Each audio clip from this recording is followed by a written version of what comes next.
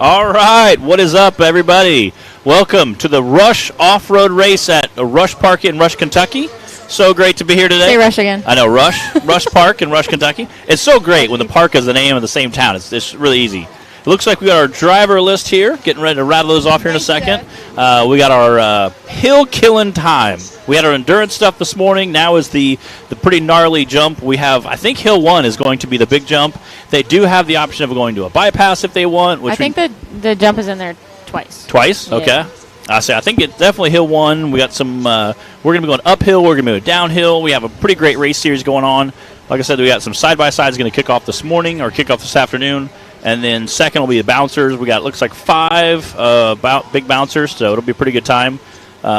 Pretty packed out crowd today. It's going to be pretty awesome time. I can't wait. Well, here in a second, we're going to get kicked off. I know they were getting all the drivers off the course.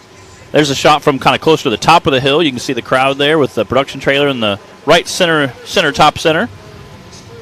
It's going to be a pretty awesome time. Again, some of the drivers that you saw this morning and side-by-sides will be racing this afternoon. So it's going to be a pretty awesome time. Again, you can see the crowd's quite a ways back. Again, that's for safety purposes, just so we can keep everybody safe in case a buggy does get out of control or roll over. It's going to be a lot of fun. Bree's getting all our names jotted down. We'll get all our live feeds started up and all our cross-posting done. Yep, Nate, there's some solid crowd out there today. Pretty awesome. Great weather. Thomas Bass tuning in. What's up, Trey Moore? Everybody jumping on the live feed there. Again, like I said, it's going to be a pretty great day of racing. We have perfect weather so far. This morning was awesome. We did have a little bit of a sprinkle this afternoon while we were on our lunch break, which was great. Kept the dust down, so hopefully we won't have too much dust. Again, they're going to be doing 3 courses today. Have a little bit different setup than we're used to. Normally we do 2. We're going to do a third one. What does that look like to you? Steven? I got that part. Spout birds? Sure. I concur. Who wrote this? Superman has kryptonite. I have spelling, okay? You know? The whole reading and writing thing, it's not that important. You know? Kids? Kids, you don't need to know that reading and writing thing. You know, it's not that important. It's not important, right? You don't need to know. No, are we right? taking advice? It's not that important. All right, everybody. Yeah, Mountain Dew. Yeah. You are watching the 5-Star Tuning September Slam put on by Pro Rock here at Rush Off-Road in Rush, Kentucky, as Matt likes to say. Yes. And brought to you by Power Sports of America and HP Tuners this weekend. We had UTV Survival and Stock and Unlimited Survival classes this morning that we watched. And Steve Stosberg won Stock, Liam Morris won Unlimited, and Will Harris won the Pro UTV. We also had the Kids 170 race. Yes. I didn't get any, I'm not sure who won that. Yeah, I'll see if we can't get those details but for you, I'm sure it was fun. I'm sure. It's always a great time to come out and watch kids racing. They're so cute. They're such little guys. They try so hard. It's always fun to watch them. They definitely put on a show. Sometimes they get us frustrated as much as the big guys. Usually at least someone's crying before the day is over. Sounds a lot like a normal route race. It is. I seen Keith Toolman around. He's running around. He's getting ready to do some recovery. There he is. Him and his wife made the trek out. So it's always a good time. Again, like I said, we're getting ready to get everything dialed in. I think they're going to do bouncer side-by-sides first and then kick off with the bouncers. Yeah, we've got 10 UTV drivers and 5 bouncer drivers. And as Matt said, having a smaller number of drivers means that they've got a little more time to play around on the hills than usual. So we are going to be doing 3 hills today, including the Leap of Faith. Yes. The jump, yes. The uphill jump. And they're going to be pretty long courses. It's going to be a lot of up, back around, and around again to the finish line. Some turns, some uphill, some downhill. Spiral type. Yeah. So make sure you have your fuel topped off, take a nap before, whatever. We'll go ahead and do a run-through of our drivers list. I got several people asking about it. Asking about who our bouncer drivers are. None of this is showing up on... What? Where are all these people? No. Nothing there. Oh, hello, everybody. It's good times. Yeah, it's... I should iPhones are the best phone ever. I just want to... The iPhone 13 is getting ready to come out. Boo that. Amazing. All right, UTVs, we've got Matt Buxton, Scott Gary, Tim Cameron, who I believe is racing for Ethan Martin. Okay. He told me yesterday.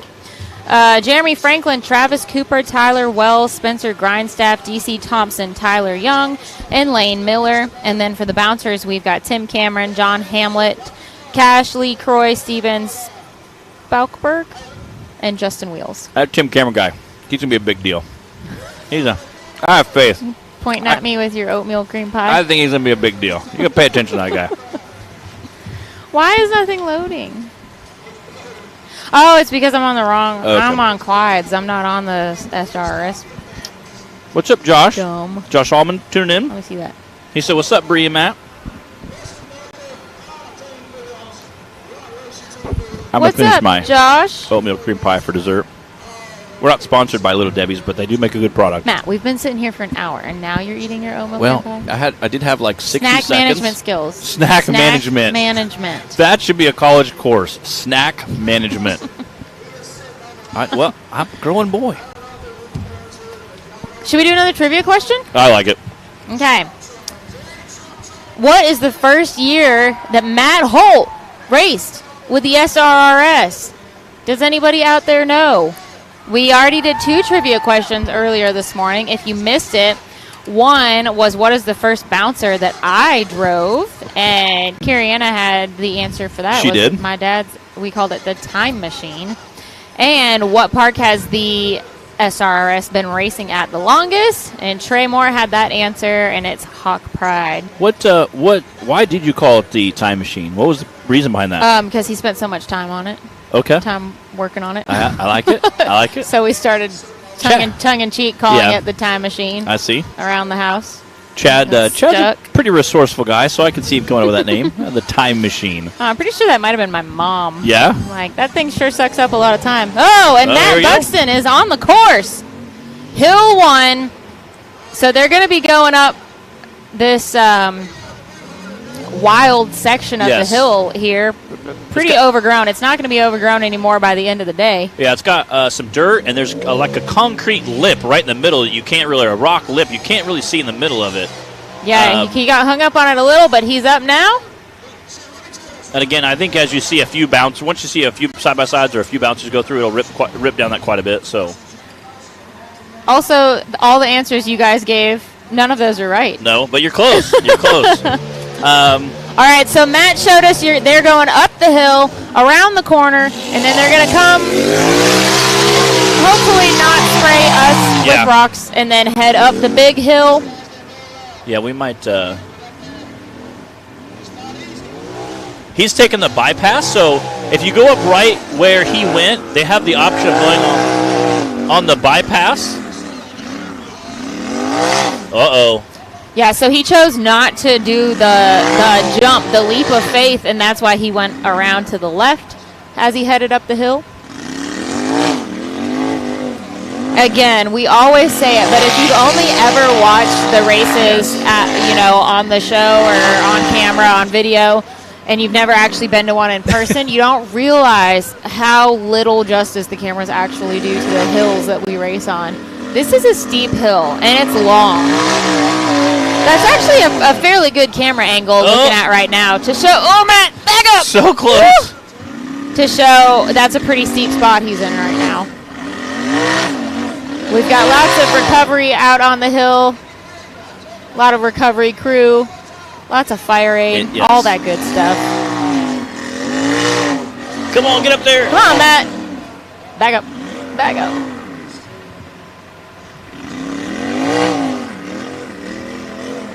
There's a little bit of a rut right there, so he keeps kind of high center on the front of the axle there.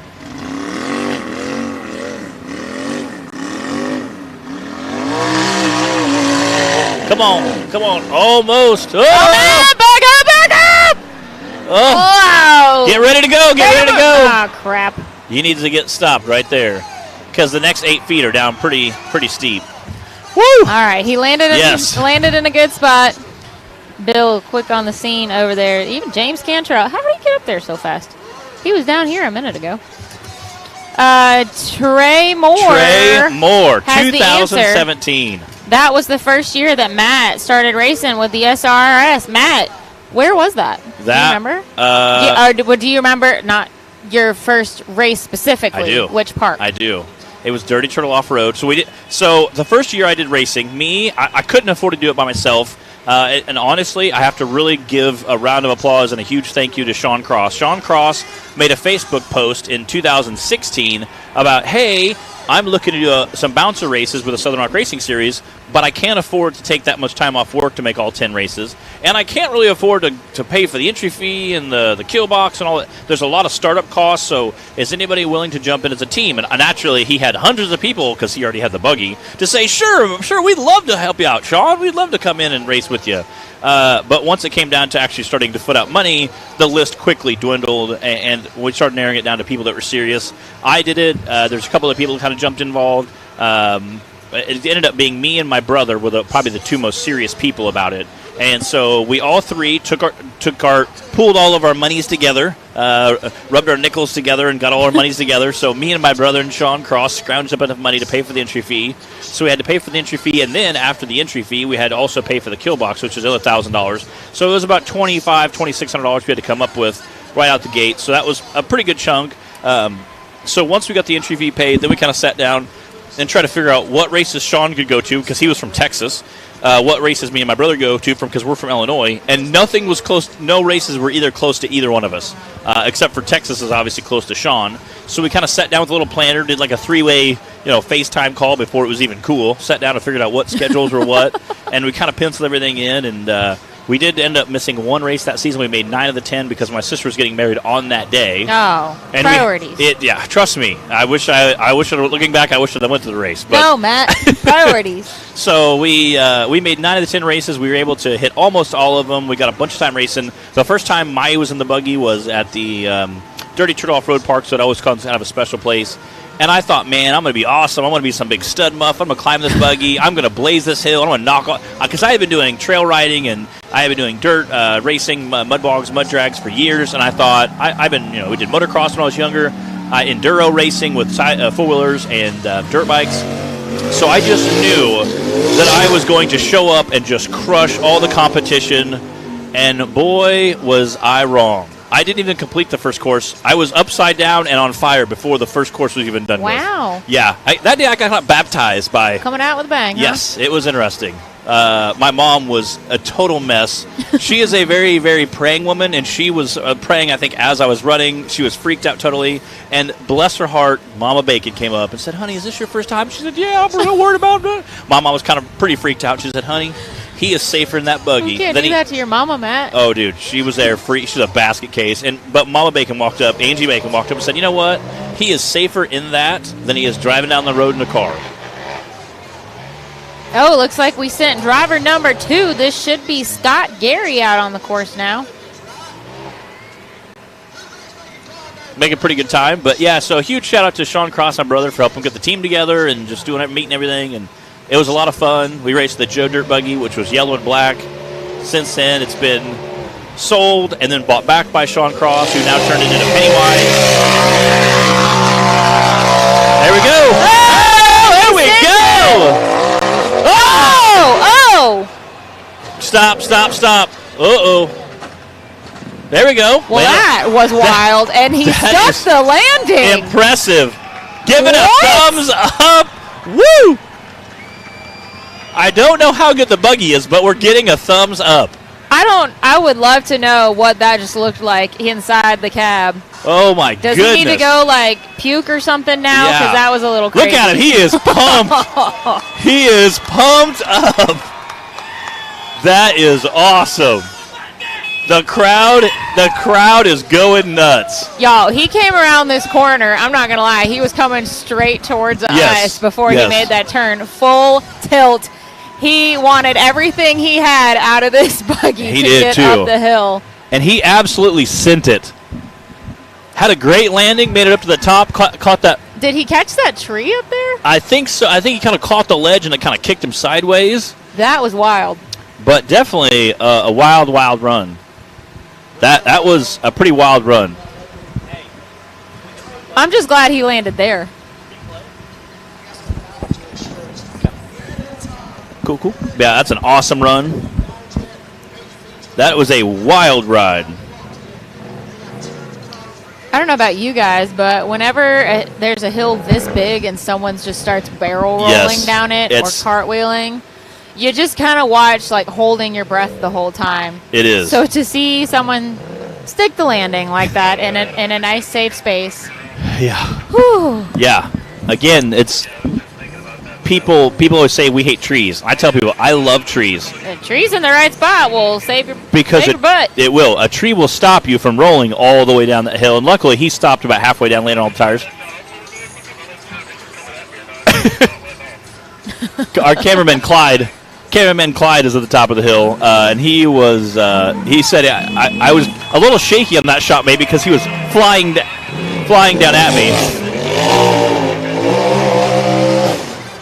And it looks like, other than a flat tire, he's down here ripping it. So I think we might be he might be coming back for course 2 and 3. Again, how'd you like to be Timmy pulling up the starting line after seeing that? I have a feeling it probably doesn't rattle Timmy too much. Like, well, that's an interesting ride there. Woo, man. All right, well, we're 2 for 2 on the DNF so far, but we've got some good shows out of it. We do. Tim Cameron is on the line. We're also going to have Jeremy Franklin, Travis Cooper, Tyler Wells, Spencer Grindstaff, DC Thompson, Tyler Young, and Lane Miller. That is going to round out our UTV class for today. And Timmy is off the line. Making quick work of that uphill section. Ooh, skeeting that corner.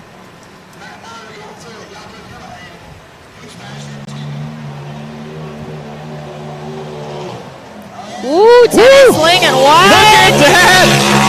Toting that tire. Whoa! Stuck the landing. Oh, wow. I don't think he had any choice but to go up that far right side. I don't think so either. I mean, knowing Timmy, he probably planned on that. Yeah. Walking the course helps. He is definitely smoking it. We'll see what kind of time he can get. I'm thinking all the camera guys right down here might have just realized they're not in a great spot. Well, I was actually thinking as he was spraying rocks towards us, I was thinking. Everyone is swinging wide right there. I was thinking the same. Hammering down. I was thinking the same thing as he was swinging wide. I was thinking, that may not be the safest place to be.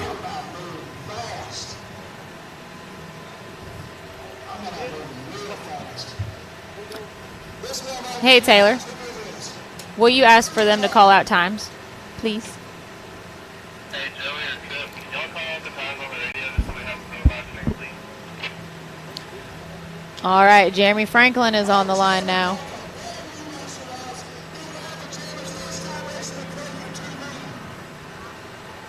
Copy, can you call out the times on the radio just so we can know about the Ethan Martin jumping in. What's up, Ethan?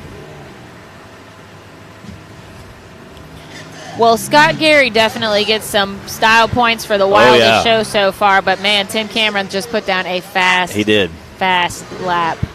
And even We're if going to get that time for you guys in just a minute. And even if there was guys ahead of him to finish, I think he definitely would have smoked that course. He was skeeting around all the corners. He was almost on 2 wheels coming around this corner here. So it was definitely on 3. All right, Jeremy Franklin lining up now for the leap of faith. Nice. Now it seems like when people are landing, they're all bouncing right. Yeah. Oh, that's not easy to make that huge uphill jump and then go directly into a climb up this rock ledge. With several pretty good lips there. And especially when you make that landing, you're not squared up for the ledge. Just like we saw with Scott Gary. Yeah, I say it looks like he got up the lip, so.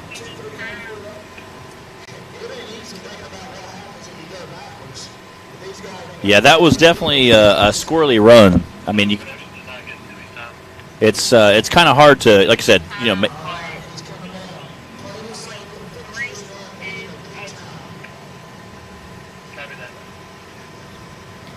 All right, Tim Cameron's time was a 50.328. Yes, Nathan, we are at Rush Off-Road in Rush, Kentucky. You are watching the 5-star tuning September Slam put on by Pro Rock here at Rush. Brought to you by Power Sports of America and HP Tuners. This is the UTV hill climb. We're going to have bouncers after this, and all classes, or both classes, are doing 3 hills. So there is going to be a whole lot of racing going on. We are 4 drivers in. Looks like Jeremy Franklin having some trouble out there.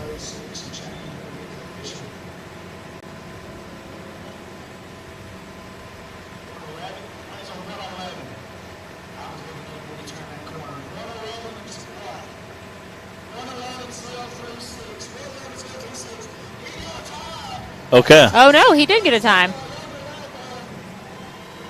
1:11.036. That was for Jeremy Franklin.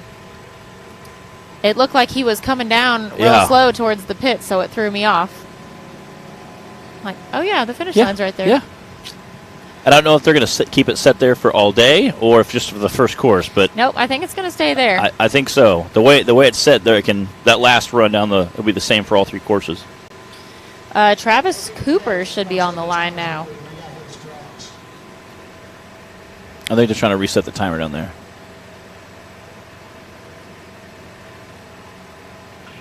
Jeremy Franklin's time was 1:11.03. Ethan Martin says Timmy's his hero just for running for his points. Yeah. What's up, Nathan? Glad we could bring you the show today. Yeah, Timmy was doing some pretty awesome driving, getting out there. He was definitely a wheelman today. And also get some little... Unlike most of the other days that he races. Well, I meant compared some of the other races were rolling over. Yeah, he was definitely... You could tell today he was putting it down. He wasn't going for being consistent. He was absolutely putting it down. And the cool part is that also, not only is he helping out Ethan Martin by getting him some points, he's also getting to pre-run the course a little bit in the side-by-side. So getting a little feel for it, Yeah, because he'll be racing both classes. I don't know how much a side-by-side compared to a bouncer gives you a feel for the course, but at least you can kind of know which way to go. They're running the same course, right? Yeah, I believe so. Yeah, both classes. So at least it gives you a feel for the course. If not, some of the places hey, we need to turn here, we need to go straight. The longer courses, I'm not going to be lie. Sometimes I get confused. I'm like, all right, do we turn here? Hey! Hello, what's up, everybody? Yeah, that's good times. Good times. Yeah. Nothing like looking at the back of our heads. Yes. That's the production trailer. Good times. All right, Travis Cooper is on the course. Ooh, sailing it up there. He's making quick time. Again, that was extremely quick up that course. I'll see if he can't keep that momentum going.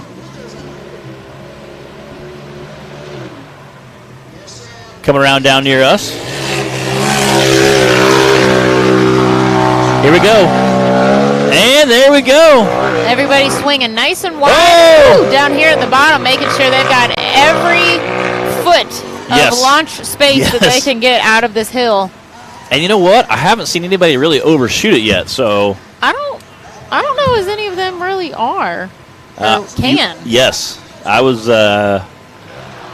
Come on! Land back on your wheels. But they can do that. He's going downhill. Well, that's not exactly how he wanted to Come on! Oh, man! He was trying. He was like, man. He was trying to save it. It just got kind of a bad bobble there. He had a smoke and run going. That was going to be a Timmy speed run for sure. And this is why we love side-by-sides. Recovery is very quick and easy. Well, that front left looks a little tweaked. Looks a little wonky. I was going to say I don't think anything really got too hurt, but might be a little tweaked. We'll see what it does when he takes off. We got Matt Buxton over there, Brett, Tripp, Justin, Keith. Shout out to everybody helping on recovery. Both all of our typical recovery helpers, such as Bill and Keith, but also all the drivers that are so quick to run out and assist each other. And it's great to see all the other drivers helping flip their competitor over. You don't see that in a lot of sport. Coming, hey, come help you out. And the great part is it only takes about 6 guys to flip a light side-by-side over. So like, oh, we got it, no big deal. Usually, we don't even unstrap. If you're in a lighter vehicle that's easy to flip over, don't even unstrap. Oh, it's so much easier. Just stay in there. Yeah. That's worse than sometimes the rollovers, unclipping your seatbelt and falling down. Into the ceiling. You want a very Yeah.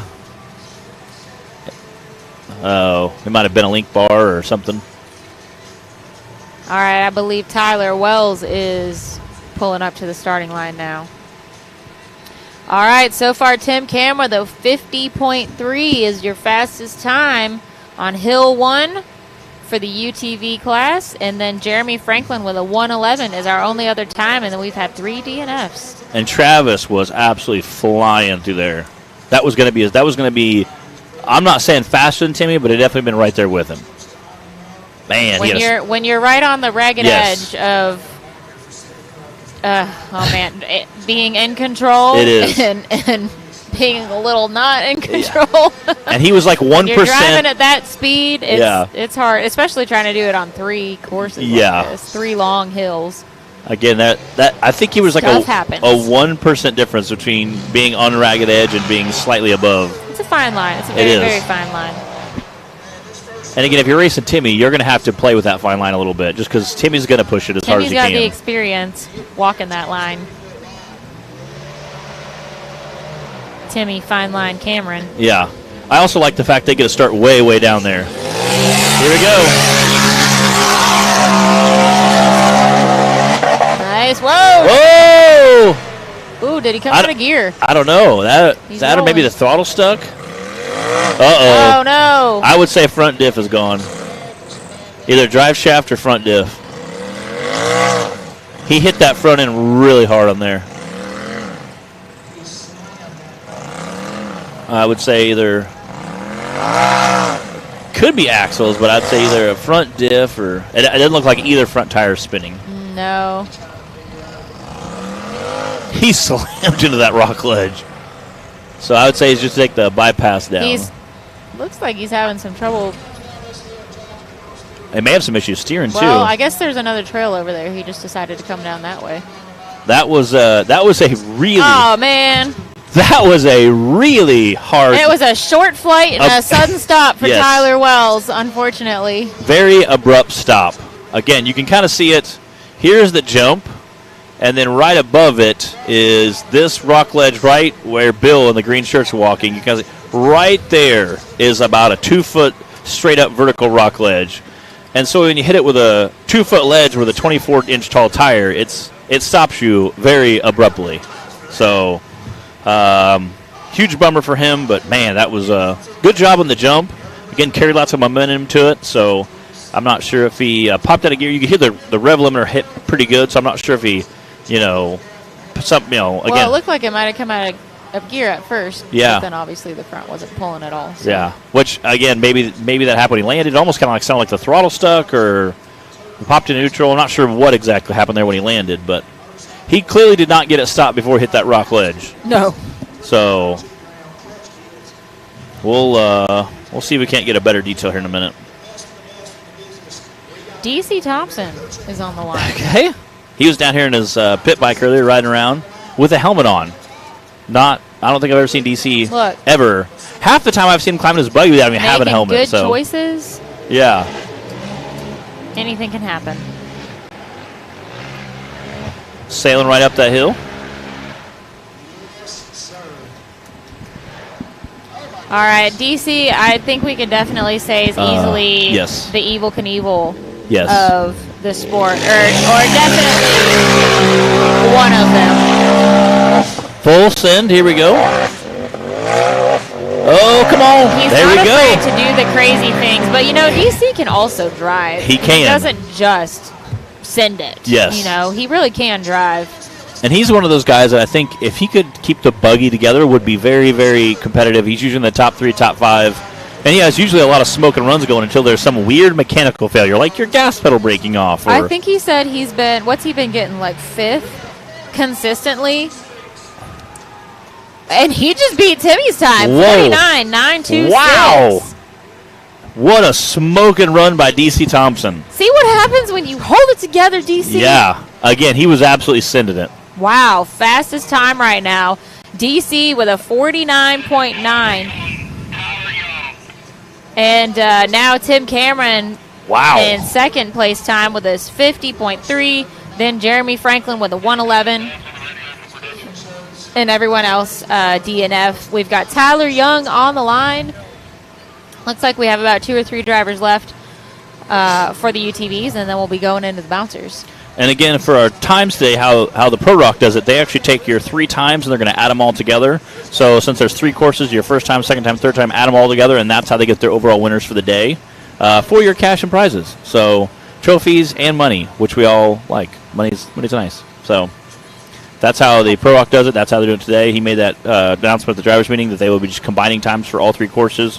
He said there is the bypass on the big jump and the leap of faith. So if you did want to go around it, you could.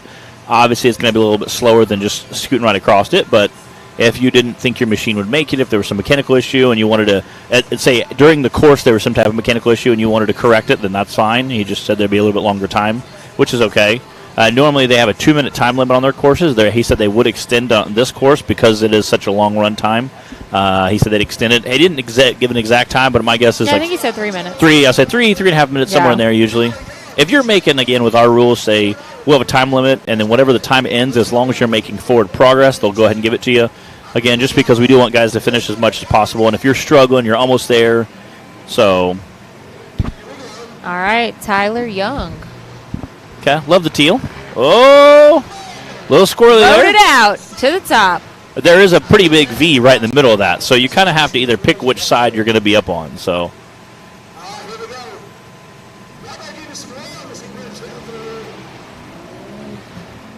All right, here we swinging go. Wide. Here we go. There we are. All right. Ooh, heading right for that tree. Come on, Runo. Oh. No. I don't know. He's literally sitting on a pretty good-sized tree right there. That little sapling. Yeah. Probably 3 or 4. It's not going to exist after this. It is not. I don't think. He might be stuck. There's 3 or 4. There's like a 3 or 4 inch tree underneath him right now. I'm going to see if he might be able to cut it one way or the other and kind of back down, but had a smoke and run going.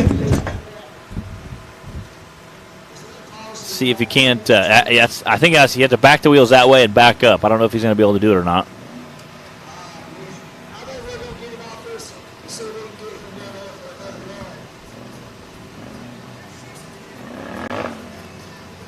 Man. I think you got a couple guys up there giving some pointers. Again, as long as they don't receive outside help, meaning somebody grabs your buggy and help pushes as long off as there. Nobody touches it. Yeah. It can attempt to keep going. I think they can even touch it as long as it's not providing assistance with it, you know. If they lean against it to give you some pointers, I think that's okay as long as it's not like wiggling it, actively wiggling it off the obstacle. Man, he's so close too. And again, made the big jump and then gets hung up right there. Well, that's so frustrating. You know, it's not really the jump that's causing problems. It's the combination of the jump followed directly by having to go up that rock ledge and then having the is it like a big old root ball over there, or, that's jutting out on the right side? It's hard to tell from down here because there's another tree directly between us and that area that he's stuck at right now. But I don't know what that is, if it's just built up dirt bank or what, but it is loose dirt up there at the top right now. You can see when he was spinning his tires.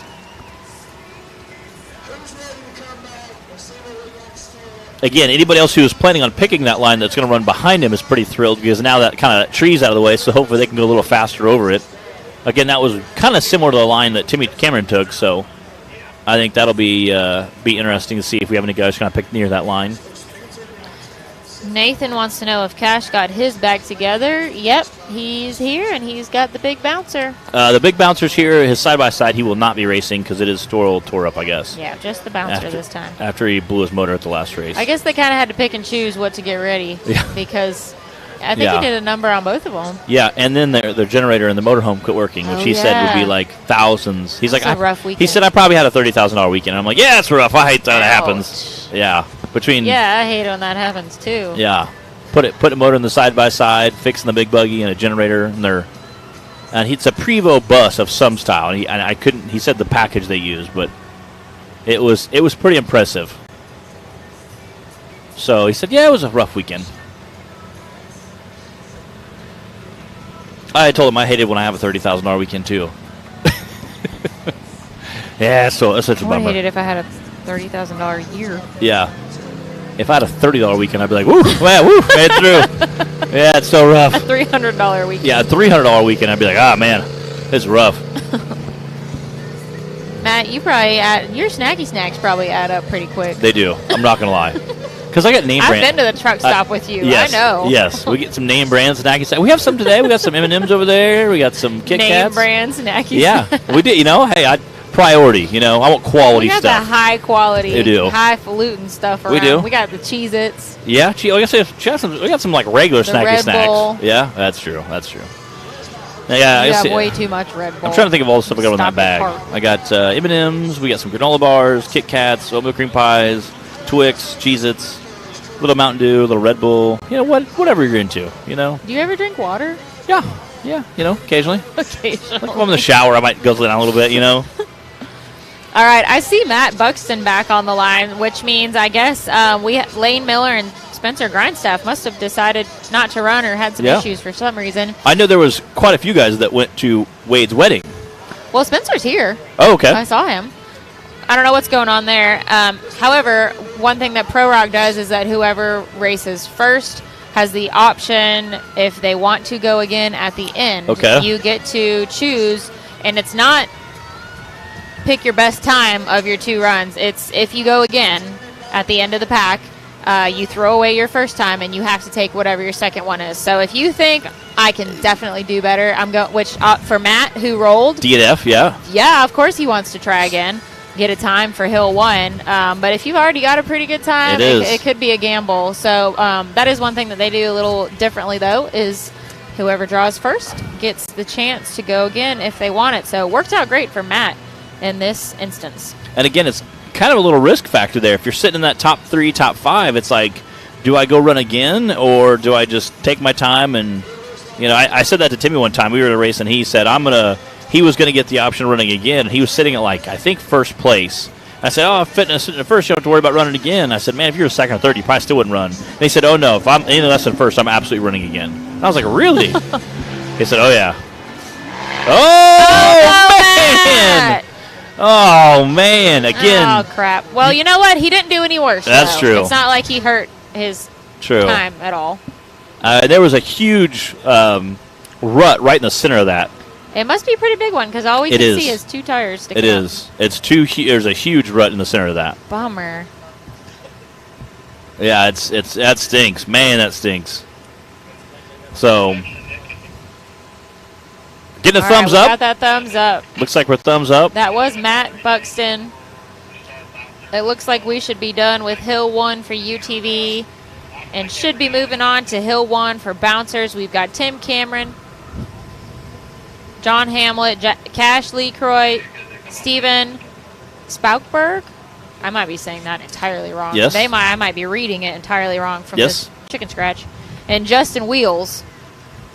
That is our bouncer class today. Taylor, were you telling me something? Okay. Yeah. I was kind of tempted to bring the bouncer, but after seeing their course here, I don't know, in the springtime, those ledges, I don't think I'm that manly. I really don't. I'm going to be honest. I'm not that manly either. That's if my buggy made it to there, I don't know if it would make it over the ledge. That's my dilemma. If you guys had watched That's a pretty earlier gnarly cliffside over there. Oh, it is. If you guys watched earlier this spring when Pro Rock was at Dirty Hawk Dirty Hawk, yeah, at Dirty Rush. Hawk at Rush, Kentucky. Well, I was thinking of Brandon Davis's run, so that's why I was thinking Dirty. But at Rush, yes, his run Dirty was Hawk Bikini Bottoms Rush. His jump and landing in the IFS car. That was rough. I thought for sure they were going to have to cut the front of that car off and replace the entire front half of the car.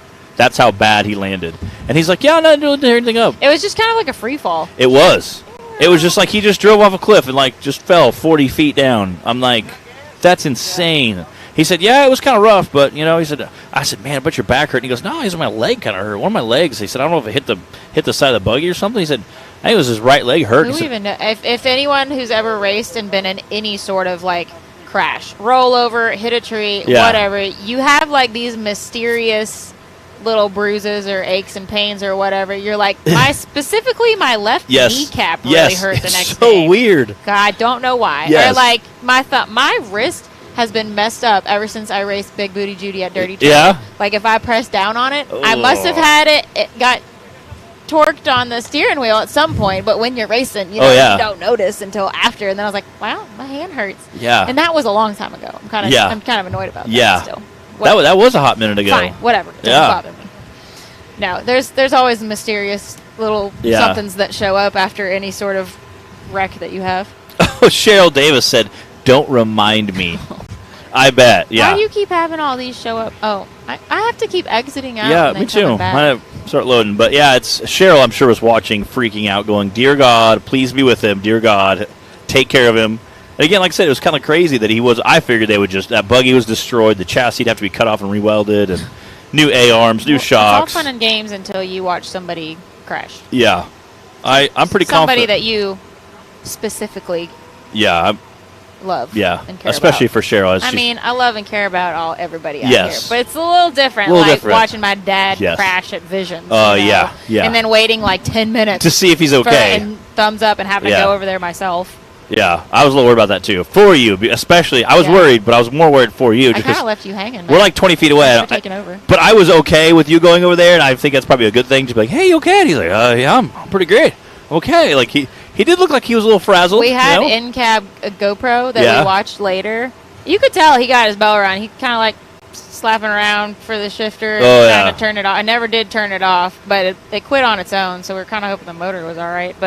And then, because he was on the, tipped over this way, so he's having to go all the way up that way. So people reaching in, trying to help unbuckle, and it's a process to get unbuckled and get out of one of those things. Yeah. When you're tipped over. Yeah, it was. I was super, super glad to see that he was okay and alert. And Cheryl said I had to sit down and take a minute. No, I don't blame you, Cheryl. I am sure. It's not every day you see me. He's like take a right turn and drive off a 40-foot cliff and just let the buggy just free fall as it slams into the ground. I was again, thankfully he was okay. Had everything was fine. The buggy was good. He said it was a little sore on his I think his right leg was a little sore the next day. He said, "Oh no, it wasn't bad." Which, that's a testament to our safety gear. That's a testament to the quality of tubing, the chassis. There's a lot of things we can really, the guys that designed the A-arm system, I mean, huge shout out. And it's why we say a prayer before all of our races. Yes. So. Stuff can go wrong in any, you could be walking your dog and have an accident. So, but, we take safety very seriously out here. And we were talking earlier when James Cantrell was up here with us about how the safety aspects of the sport have grown over the years to match the power and technical advancements, in the vehicles and everything as well, and the courses that we race on. So we've made a lot of strides in the safety area, which of course we had to. Yeah, it's been pretty crazy. Again, like I said, I think just the power alone from the bouncers has just advanced so much that everything else has had to kind of struggle to keep up with it.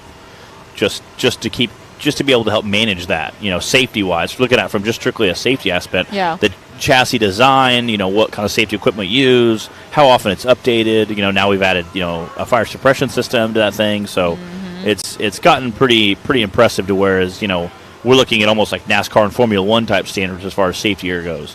So yeah, and if you guys aren't as familiar, maybe you watched a couple races, but aren't quite as familiar, we do wear 5-point harnesses, fire suits. As of this year, adding in fire suppression systems to the whole vehicle is something that a lot of people are looking at.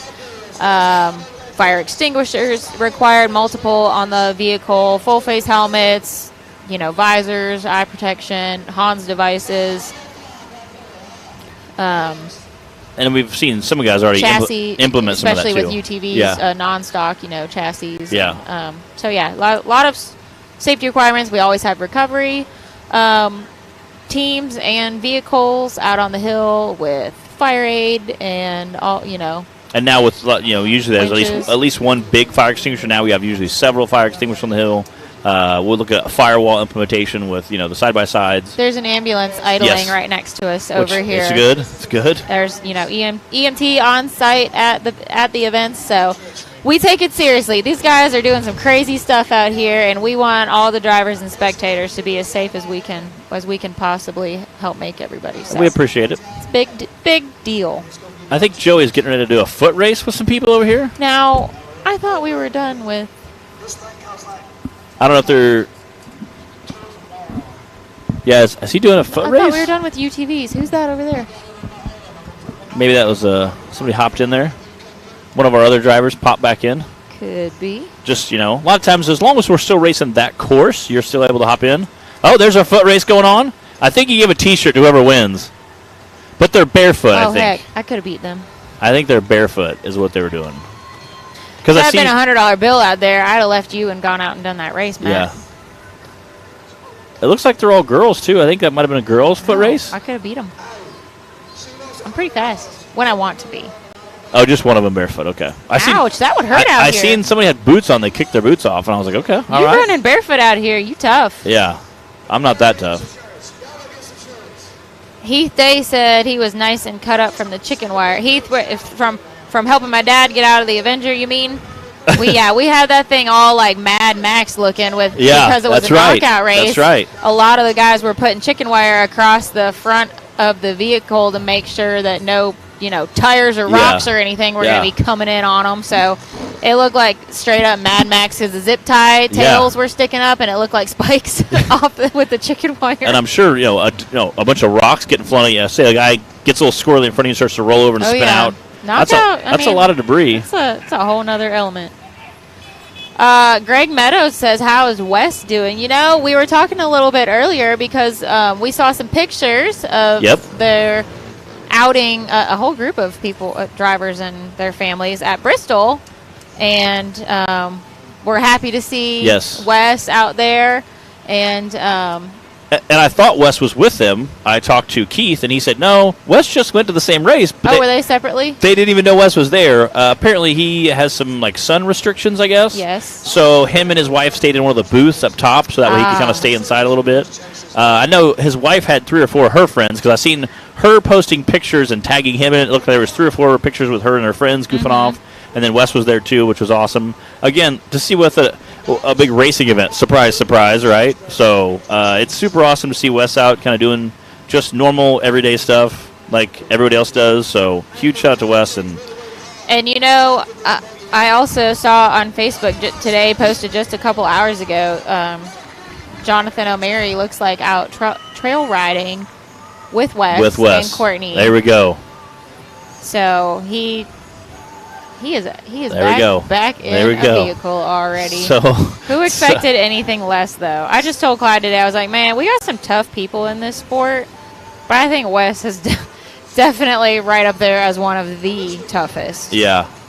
I know a lot of time has passed, since the accident earlier this year, but nobody has stopped thinking about him and his family and praying for him and checking on him. So we are happy to see him out and doing well. Are we taking bets on what's the first race he's going to make back? How soon will he be back racing? Mid-America? Taylor says I think Mid-America may be a really good guess. We still got about a month away. Yeah. If he's already out trail riding, I say give it another 30 days. And I don't think once you're a racer, you can't go back to what we were talking about, earlier. Once you're a racer, you can't go back to just trail riding. You get in that buggy, drive around the trails. It's a tough adjustment. You just get the itch to go back racing again. So I don't know. That's a pretty good guess. I say that's our finals. So I say his big bouncer's already ready, dialed in, ready to go. So he was the only one to climb all 3 courses, or all 3 vehicles to climb that event. So I say it's already ready to go. Let's just stick him in there. I'm sure he has no problem doing that.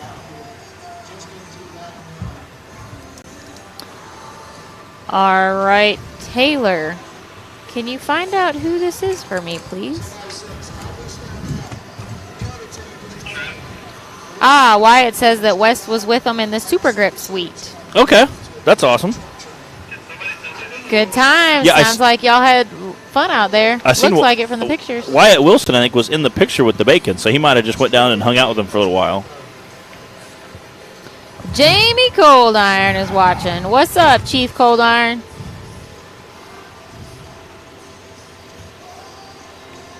Oh, he's on the Super Grip team. That's cool. That works. I like that. Well, I heard the Super Grip sweet, but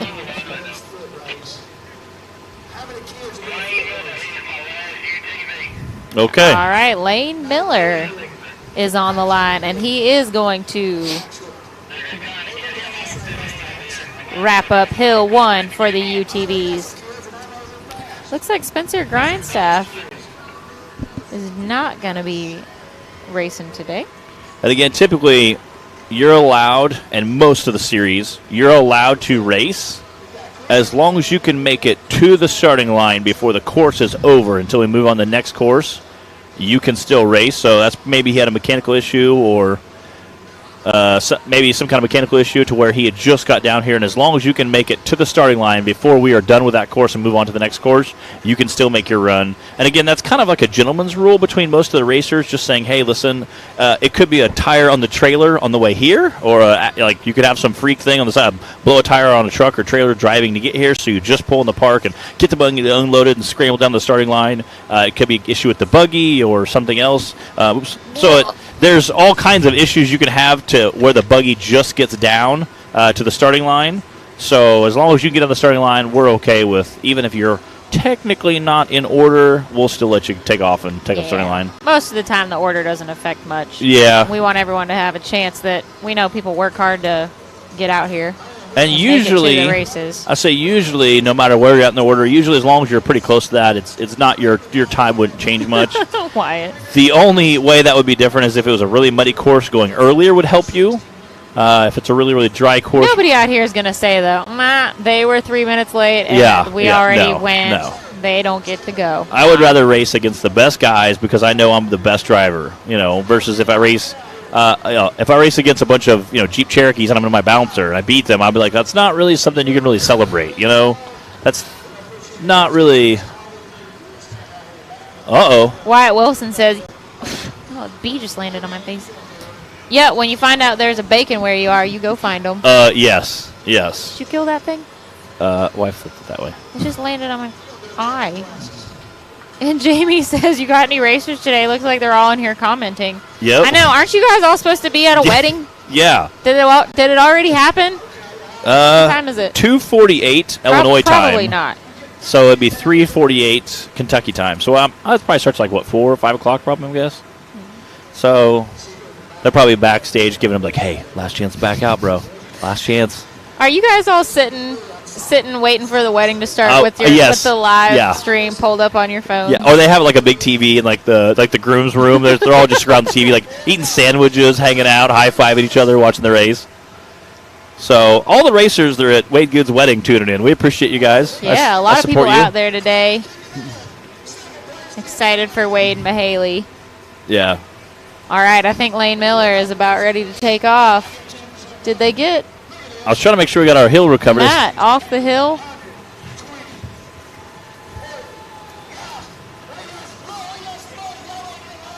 I think we had another foot race.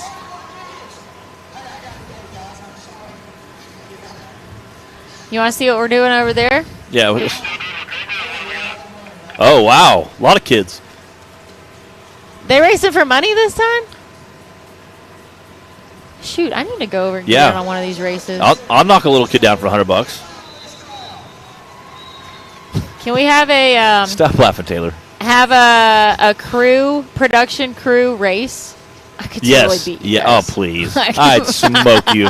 I'd smoke you. Taylor's on here saying he'd smoke us all too. Yeah. Okay, this is happening. That's it.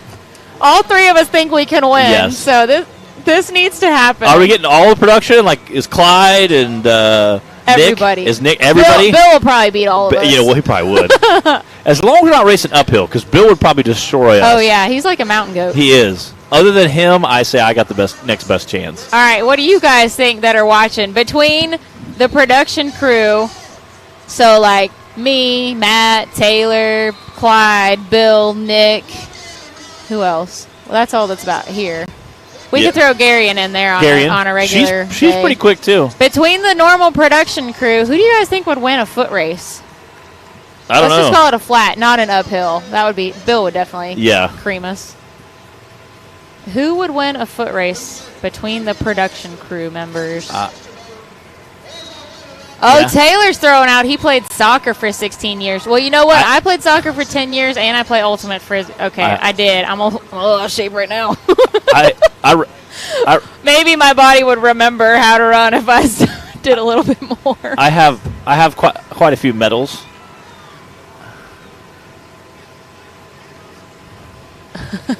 I have quite a few medals from me in track. You did track. Oh yeah. I feel like maybe we're all a tiny bit past our prime, but the experience is there. It's back in the history. I'm telling you. So we might actually have put down a decent competition. I think so too. That's true. Distance is definitely a major factor. It's a quarter of a mile. Gary's going to smoke us all. She has 0 wind resistance. She's like... I don't know if Gary would want it bad enough, though. She's like 0.37 pounds. She might just be like, no, that's too much work. Yeah, that's true. That's true. She'd be like, my dad will just give me that. I don't need that. He'd be like, I don't. Matt, could you race from here to the starting line? Yeah, that's probably 150 yards, I'm going to guess. Taylor. Bro. I wish you guys could hear Taylor right now. Bro. You'd go down. Taylor ain't smoking me. Taylor thinking he's going to win that race. That means he's been smoking. I mean, come on. Before we all get in the cars to drive home, we need a little exercise. Yeah. Oh my goodness. We're gonna go from arch to arch. Yeah. Yeah. Okay. We need to make this. That's probably 200. Man, I got my boots on right now. So do I. These are not running. Steel-toed. Yeah. Dang it, Taylor's got tennis shoes. I got tennis shoes in my car. I don't have tennis shoes. Even my boots on, I'd still probably smoke. I don't know. Nathan says you. I'm gonna assume he means me. You for. Yeah. Sure. I got 1 vote of confidence. Danica said yes. They are getting ready now. They're at the Hamptons. So, yes, they're getting ready for the wedding and watching the live I'm sure. stream. That's awesome. I love it. Nathan Grant said he'd stroke out. I think he's talking about Clyde. Depends on the distance. That's true. Garion would definitely probably smoke us all of his long distance. Yeah, she just kind of... She would take off. She doesn't weigh anything. There we go. All right, Lane Miller. Oh, no! Whoa! He made it to the top and then just took a nap. The good news is he probably didn't tear up much. Unfortunately, he just had to sit on the starting line longer than that took. But we've got the thumbs up. I'm sure he probably didn't hurt anything on the buggy. So he'll be back for hill 2 and 3, hopefully. It looks like his rear end just drove out from underneath the front end a little bit. Sort of lift up and just kind of drove out of it. Super soft landing.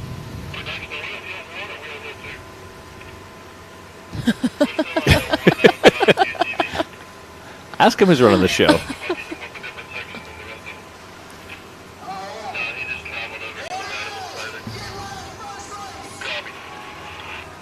Jared Davidson said if there's donuts at the finish line, he'd have $20 on Zach. Ooh, I don't know because I like some donuts too. Zach would just push us all over on his way. Zach would hit us really hard at the beginning and knock us all over. He would just grab one of us and throw the one of us at the rest of us. And then he would walk down. You push me over, yank Taylor by his shirt. And then after a while laying on the ground, he would just simply walk down and eat the donuts.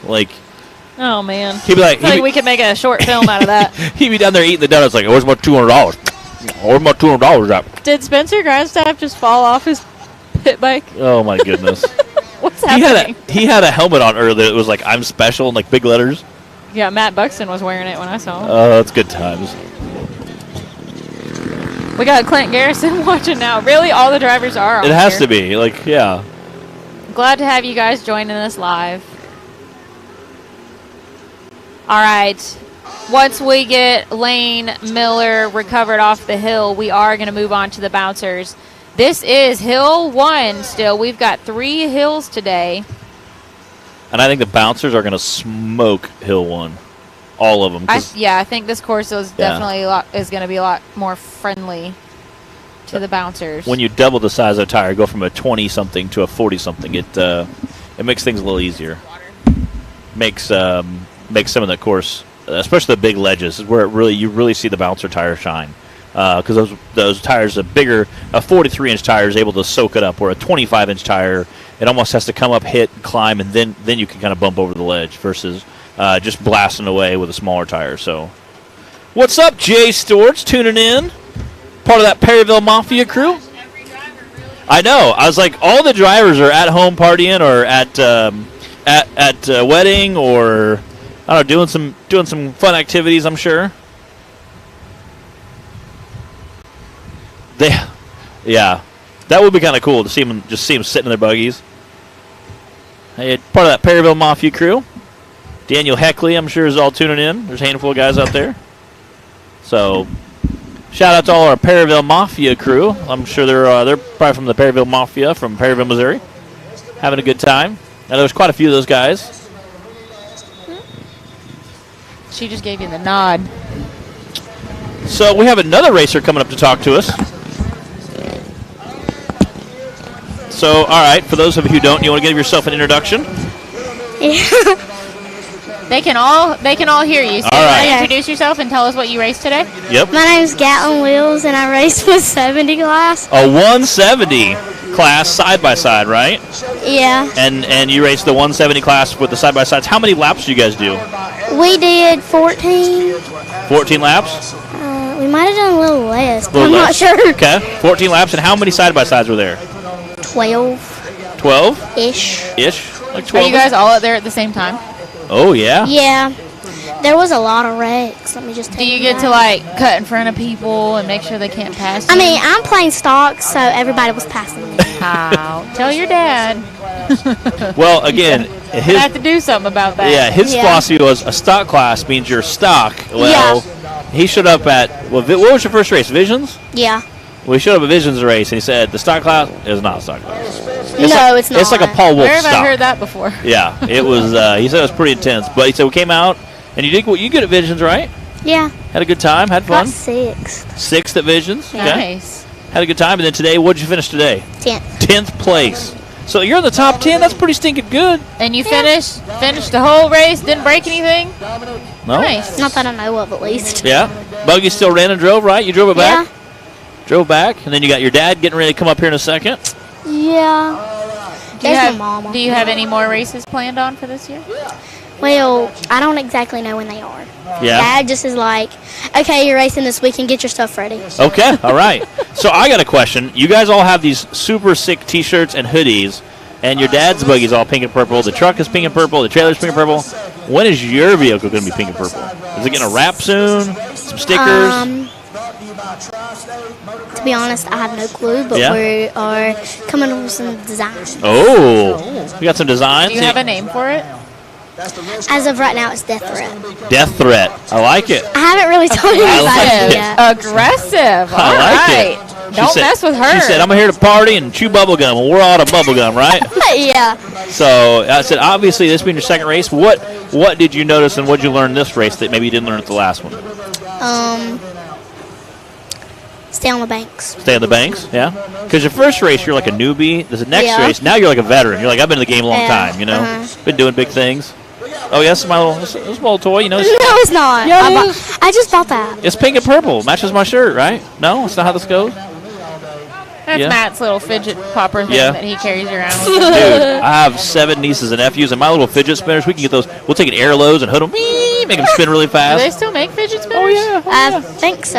Yeah, we have a good time. It's these things now. Those Yep. are Yeah. the kids I babysit all have like 40 of those Yeah. things around the I house. like, there's some teal in there, you know, like the hyperactive rock bouncer. Yeah. Right. So, did good today, came in the top 10. That was good. The buggy felt good, right? Yeah. Any upgrades you want to make for the next time you're racing? Bigger tires, Yeah. bigger motor. Tires, How'd probably. your cage is good, right? Your cage is pretty good. Yeah, I just want to add window nets. That's Window my main nets, thing. yeah. That in case you roll over, your hands Yeah. aren't going to flying out. And Yeah. that's good. You got a fire suit though, right? You got a fire suit. Okay. Yeah. Is it pink and purple too? No, it's Dad's old one, so Oh, it's okay. black and gray. Black and gray. Okay. You wear your dad's fire suit? His old one, Do you yeah. have to like roll the sleeves up and stuff? I just pulled them out. Pull them up a little bit. Okay, it works. Yeah. That's good. So, You got a harness in there, I'm sure, right? Just like the regular seatbelt. Just a regular seatbelt. Okay. A 170 doesn't go that fast. Like, you can No. literally grab it and, like, pick it up and set it on the trailer almost, you know? Your dad could anyway. He could literally just be like, all right, we're going to put it on the trailer. All right, you're loaded. Let's go. Strap it down, you know? Yeah. So the 170s are super cute to watch. Get out there and bang around. What was some of the other races? I know there's a handful of other races here today. I don't exactly know all their names, but Dirt Princess. Dirt Princess. That was the one we were talking to earlier. Peyton. Peyton. Peyton? Yeah. She's pretty good, right?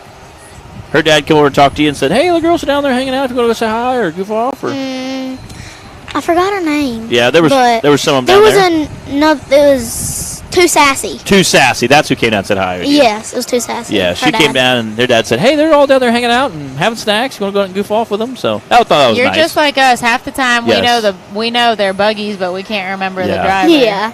I'm like, what do you drive? And I could tell. I'm like, oh, yeah, it's a Cherokee on 35, 6-inch lift, had that Warner winch bumper. But what's your name? Has that really weird cap on the end of the bumper. He's like, yeah, what's your name? I don't know. Jeff, Barry, I don't know. Bert, I don't have any clue. So, Yeah. all right, hey, I'm getting emotion there. He's up. That's it. Oh. Your mom's Your giving words us make some what? sign I'll be language. back. Okay, all right, we'll see you later, okay? Okay. Good luck. Thanks, Callan. I think she's going to an awards ceremony for her side-by-side. We're getting the motion from her mom there, so. Oh, little Tim Bacon tuning in. Might be. I see Tim Bacon. Is that little Tim or big? That's Big Tim, I think. It will say Timothy Bacon II, Yeah? I believe. Okay, that's right. I So think Big that's Tim, that his is Big Tim. Facebook title. Big Tim. Donuts from Heckley Bakery. Yes, Heck please. What's up, Big Tim Bacon? What do we have to do to get some of those? Yeah, hey, Big Tim Bacon, I got beef with you, huh? Go to NASCAR track and don't invite us? Let's see how it is. Wait till I see you, buddy. I'm gonna give you some old, give you a talking to. I can talk as much trash as I want because he's not here. Okay, he's twice my size. Okay, he has like a fist that like it'd be like getting hit with a sledgehammer in the face. Like it just, it's like getting hit with a cinder brick. It's cinder brick. He could. Is that like a cinder block? Cinder brick, cinder block, or whatever. Huh. We call them cinder bricks back home. Okay. Because like there's brick, and then there's cinder bricks, which are like an 8x8x16. You don't want to get hit by one of those; it'd probably kill you. Like a cinder block. Yeah, we call them cinder bricks, cinder blocks, whatever. Okay. Same thing. Same. You and your Blocks. liquid So, yeah. liquid situations. Yes, it's a liquid. And the cinder bricks. It's a liquid situation. We're I kind of think flowing these there. might just be No, Matt-isms. we call it cheese toasty. What do you call a What? cheese toasty? I don't know. What? Grilled cheese or cheese toasty? Oh, grilled cheese. Who says Cheese toasty, Decatur, Illinois, putting it on the map. What on earth? I didn't even know what a grilled cheese was. Toasted cheese, maybe if Like, you're from England, but until- not cheese. I went to toasty. college at Eastern Kentucky University. That's when I learned what a grilled cheese was, not a cheese toasty. Oh, that's rough. No. That's rough. That's a rough picture there. Like, how are they going to load you? That is the worst feeling in the world as a racer, to watch your vehicle just get swung around by a crane as it's loaded on your trailer. Or just have the skid steer come scoop you up Yeah. while you're still sitting in Yeah, it. you know what? In there. That's right up there with it. Yeah. When Bree's sitting in the side by side, she's like, it's fine. Take me home. Just take me home. Okay. So See how it is. yeah. He's like, just put it on there. We'll go get some snacky snacks. I'll be back. Big Tim said, "Come on, buddy, bring it." Uh-oh. It's Uh-oh. easy to talk. Maybe you could give him a cheese toasty Yeah. Oh, well, to make him happy instead. Yeah, I would. It's really easy to talk trash when they're like a million miles away on the. Does anybody call grilled cheese a cheese toasty? I'm Yes. genuinely curious now. Yes. Or a cinder brick, Cinder brick. or say a liquid situation very instead liquid. of a fluid Liquid situation. It's evolving. It's flowing. A fluid, Yeah. I think we've. Yeah, y'all let me know. I'm really curious What- now. Let's do a poll. It is. And on those three. Well, and isms. here's something even Matt-isms. here's something even better. And I learned this at college. So boy. back home when I was very young, my family was very poor. So we would get we wouldn't get name brand cheese curls or kern curls or Cheetos. We wouldn't get Cheetos because those are name brands. So we got the cheap ones, which were called corn curls. Okay, corn curls, and that was like the cheap knockoff brand of Cheetos. So for lunch, you say it fast, kind of slur it a little bit. And as a kid, you come up and be like, "All right, I want cheese toasty and kern curls," and they'd be like, "What?" And I said this at college. I was like, "Cheese toasty and kern curls," and they're like, "Oh, what?" I'm like, "Cheese toasty and kern You curls." see my face right now? Yes, and That's they were probably how they look. They were so when you ordered confused that. about cheese toasty and kern curls, and they're like, "You want?" They couldn't. I'm like, I'm like, Because that's not what normal people say, Matt. and then I was like, you take take 2 pieces of bread, put cheese in the middle, you both sides. They're like, oh, a grilled cheese. And I'm like, yeah. And they're like, cheese. And I said, and I picked up the orange bag of Cheetos. You read the comments, all right? Everybody's with me. Everybody being, Bro. Tim and Jed, but still. From now on, when I go to Illinois restaurants, I'm going to take a picture of the menu. It's on the menu that way. It says cheese toasty on the well, menu. Illinois people are weird. A buddy of mine created a media company, and his media company is called Cheese Toast Media. That's the name of his media company. So, yeah, cheese toasty is a big gosh. thing back home. You'll actually see it on the menu. There's been like fist fights about it. All right, well, you take a picture, or I'm not going to believe Yeah. this. Let's go back to giving a quick rundown here of the racing action. Or we've had a slight lack of action, but that was because of recovery. We are done with Hill 1 on the UTVs. The rundown is DC Thompson with a 49.9. You want to come show? And then Tim Cameron with a 50, and then Jeremy Franklin with a 111. Those are your only 3 times for Hill 1. Everybody else was a DNF. We are moving on to the bouncers now, and Tim Cameron is on the line. Sitting in the starting gate there. All right, now show about your hardware here. Again, so we got some pro UTV trophies here, and it says youth. Listen, I've never won a cool I trophy have not like either. that. That's pretty dope. Feels pretty good to win some hardware. Hey, Yeah. now I know your dad has finished 4th like 4 times this season. Yeah. But he hasn't got on the podium yet. So when you get home, you have to be like, "Hey, Dad, you see my trophy?" All right, here we go. We got Tim Cameron on the boat. Again, he's going to make try a quick time. There's a big ravine here, but I think the big bouncers are wide enough where they can I saddle don't think it. it's going to be too much trouble for them. These No, hills are probably going to be, like we said before, a lot friendlier to the bouncers. We might need to watch out for some more Yes, rocks, though. yes, with these, you might. Yeah. Woo! Oh, Oh! blasting They right climbed over that bank. No Yes. problem in a bouncer. They climb that easy. He did. He smoked that. Jumped right up it, landed, took off, He and said, I'm Tim Cameron, Hill. What you know? yeah, he said, "I'm here to party." Yep. Oh man, he come down there quick. He made the fastest pass of the day. Again, zooming on that top. I know Timmy has a lot of wheel speed, so he can able to kind of coast. It's going to be a fast time to set the bar right now. All right, Taylor, you're going to have to ask. I can't see the scoreboard from here.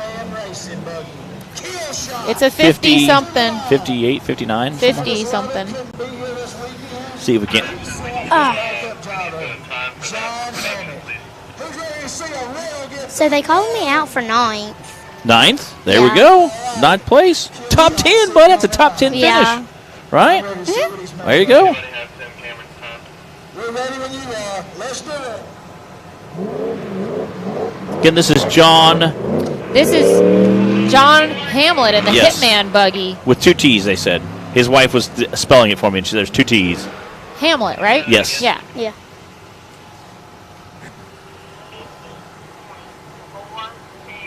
All right, here it goes. Get loud for him. Wide open. I still didn't. Again, this is a loaner buggy. He borrowed it, and he said, "You can run it. You just got to fix anything you break." Oh, there we go. Oh, caught the edge of that tree. I don't know if steering's going to be an issue. You might have to back up and hit it a little more square. Again, you can see he kind of caught the front right tire on that tree. I don't know if the steering is affected by that at all, but see what happens here. The jump that they have to make, it's like, what did we say, 12 About foot? 12 feet, but that's from the edge to the edge. The actual from where they leave off to where they land is probably closer to 25 feet, but Yeah. the gap is at least 12. We went up and measured it this morning. Yeah. All right, Tim Cameron had a time of 50.426 in the bouncer. And you know what? He had a 50.328 in the UTV. Yeah. Ooh. Whoa, Yeah, that's close. that is. Again, that shows how much those UTV guys were pushing it. Again, being a big bouncer, you got plenty of room to kind of get out there and play. Taylor, was you talking to me? 88.376. Give it up. 88.376 for John Hamlet in the Hitman buggy. Yeah, I haven't seen that buggy out in a while. Got the very distinctive mohawk on top of it. All right, Cashley Croy. made a surprise appearance this weekend.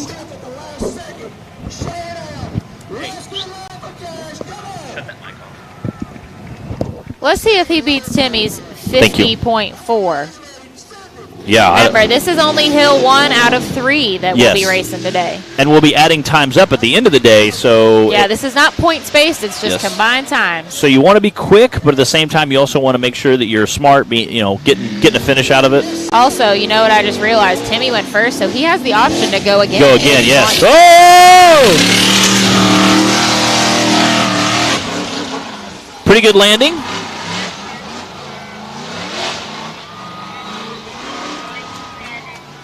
That was a good landing and then squared up nicely heading up into that ledge.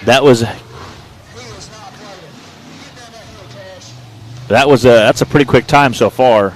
He was literally on 2 wheels this entire turn. I thought for sure he was going over. Glad we have these tractor tire I was thinking. barrier. Oh, man! Did he cross the finish line? No, he went on the other side of the cones. Oh, man. Oh, Cash. Man, he was just pushing so hard. All right, we have the thumbs up. We know Cash is good. Hate to see that for him, though, especially after a bit of a rough weekend last weekend. Yeah. Man, that stinks. Man, he didn't even roll through the finish line. Another foot forward, and he would have crossed the finish line. Again, you can see Timmy looking to make sure. Is that a shock? Maybe he's looking at link bars, and he runs a leading arm system on that. So I'm sure they're checking out the leading arms to make sure everything's okay. What? Okay. So making sure it's all okay. You can see Timmy inspecting everything. That's actually a TC built chassis. So Timmy built the buggy. He knows kind of what goes on, where it needs to be at. If something doesn't look right, I'm sure Timmy would be the first guy to recognize, hey, this isn't right. So Ryan Edwards says, Hellbent is a badass buggy. If it ever gets a driver, it'll be tough to compete against. yeah. I can imagine. Oh, man, if it could. Yeah. If only there were somebody. Yeah. Yeah, I'm sure the current owner is okay with that buggy being in his possession right now. Although he's building another one. I saw him drop some more parts hints the other day, so we'll see. Oh. We'll see what happens. Looks like he's pulling away with it, so he's not being dragged away by Keith Toolman there in front of him. That's our recovery Jeep. Keith comes to all of our races and helps us all out, gives us lots of tools and parts and all kinds of stuff in between. He really, really shows us a lot of love, and huge shout out to him for helping take care of our stuff. He did miss the last race, which I teased him about. I said, dude, the one race I did really, really well at. I said, I did need your help because I had to change the battery. I had a flat tire. He's like, no. He said, man, it was such a long drive. We had other stuff going on. So I said, it's hard to do it all. He is, and he is one of the nicest guys. I mean, literally will give you the shirt off your back if you needed it. Keith is one of the nicest people you'll ever meet. Him and his wife both are extremely nice. I always tell him every time he has something, I was like, I owe you steak dinner. One time his wife had her hair done. She came to a race, and there was so much dust. He was stirring up so much dust, I felt bad. I said, I owe you a hair appointment or a steak dinner. I said, probably the steak dinner would be cheaper, and his wife thought that was hilarious. And she said, and you're right. And you're also true. That is a factual information. So him and his wife are both some of the nicest people ever, much like the Bacon family. They travel with him a lot. And again, Cash had a smoke and run going. We got Justin Wills on the line. Yes, Wills. No, Matt. Wheels, what, like wheels and tires. All right, here we go. Justin Wheels. That's what I said. You said Wills. I am going to train you to say his name properly. I think he just says it because he's from the South. With Wheels. My name is Justin Wheels. His little girl sure has that accent. Yeah. She's adorable. She's cute. She's wonderful. She's really nice. She came over and hung out with us today at the Visions event. Here we go. Lift off, perfect landing. Again, squared up smart, trying to keep it straight. Here we go, come on. Again, that's a smooth run, good, very consistent. He didn't overdo the jump and had a nice and squared up heading into the ledge. Again, Justin, coming out of South Carolina. Had a great run going, so we'll see if he can't make smooth run out of that downhill section. Seen a couple guys roll over, so I think at this point he's just trying to get a good finish out of it, have a good time, not end up with a DNF. I know they've got quite a long drive to come to most of the races, Yeah. too. Here we go. All right. All right. There's Good Hill job. 1. Looks like a 61 Point something. 781, I think.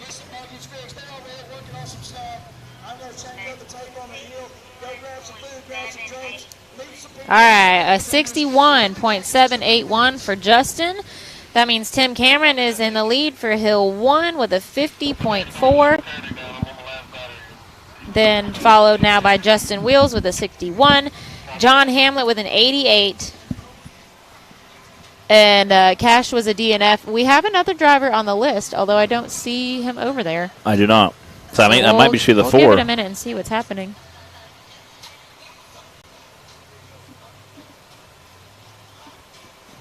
If that's the case, that puts Justin Will on the podium. He keeps saying he's been like 4th time. Like, did your pin just drop in the crack? Yeah. Oh, man. I dropped it and watched it bounce and fall right down in there. That one's out of ink. All right, hang on. Dang it. Pin recovery crew. Justin has finished like 4th, like at 2 or 3 events this year, and been so close. I mean, so close to the podium. So he's definitely shooting for that podium with this race. Has a pretty good chance. Again, like I said, he's got some good guys competing against him. Timmy obviously is fast. John had a pretty quick time. Justin's sitting at 2nd currently, and Cash had a DNF. So again, just being able to finish at this point would be on the podium. So.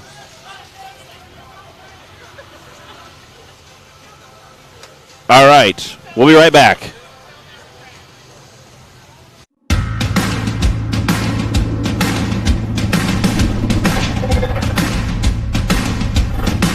Presenting the all-new designs from Treadwear Apparel in 2021.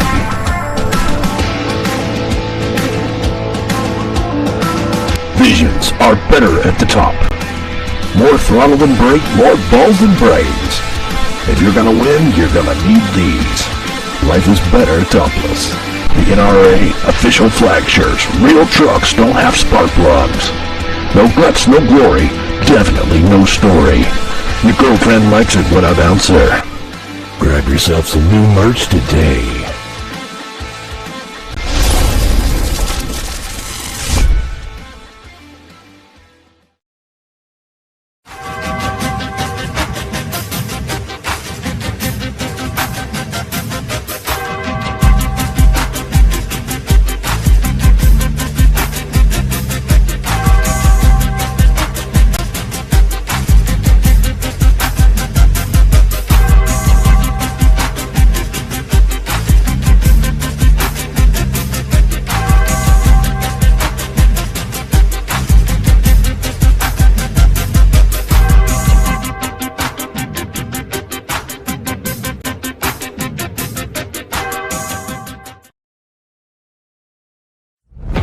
When you're serious about installing the highest quality drivetrain products designed for high horsepower and bigger tires, there's only one choice. So get the power, performance, and confidence that comes with Yukon. Rev it, climb it, and rip it, knowing you're rolling the best in the industry. Built to perform, built to last. Yukon Gear and Axle.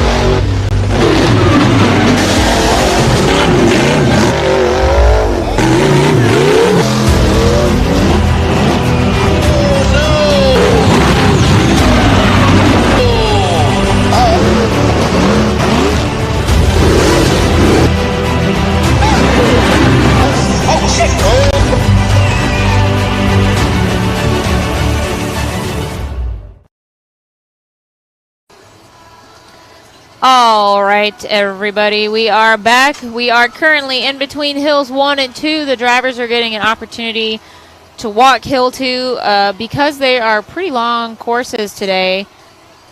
I guess they didn't want to get confused by trying to walk them all at one time this morning or this afternoon. So anyway, drivers are out checking out hill 2. In the meantime, I am going to tell you guys about another event we have coming up. It is on November 6th in Hot Springs, Arkansas, and it's called Fun Run. You are going to see on your screen, there it is, some of the details. It is a charity event, and it benefits Camp Sunshine. There is going to be a UTV bounty race on Showtime Hill that we will be live for. So if you don't get to make it out in person, you can, of course, watch as usual on Hillside Live. And there is even a Razor XP Pro 4 raffle for only $25 a ticket. Cheap. You have a chance to get in on that. And even if you don't win, you are benefiting a great cause. Go to fun-run.org and you can find out more about it, more about the event and the raffle.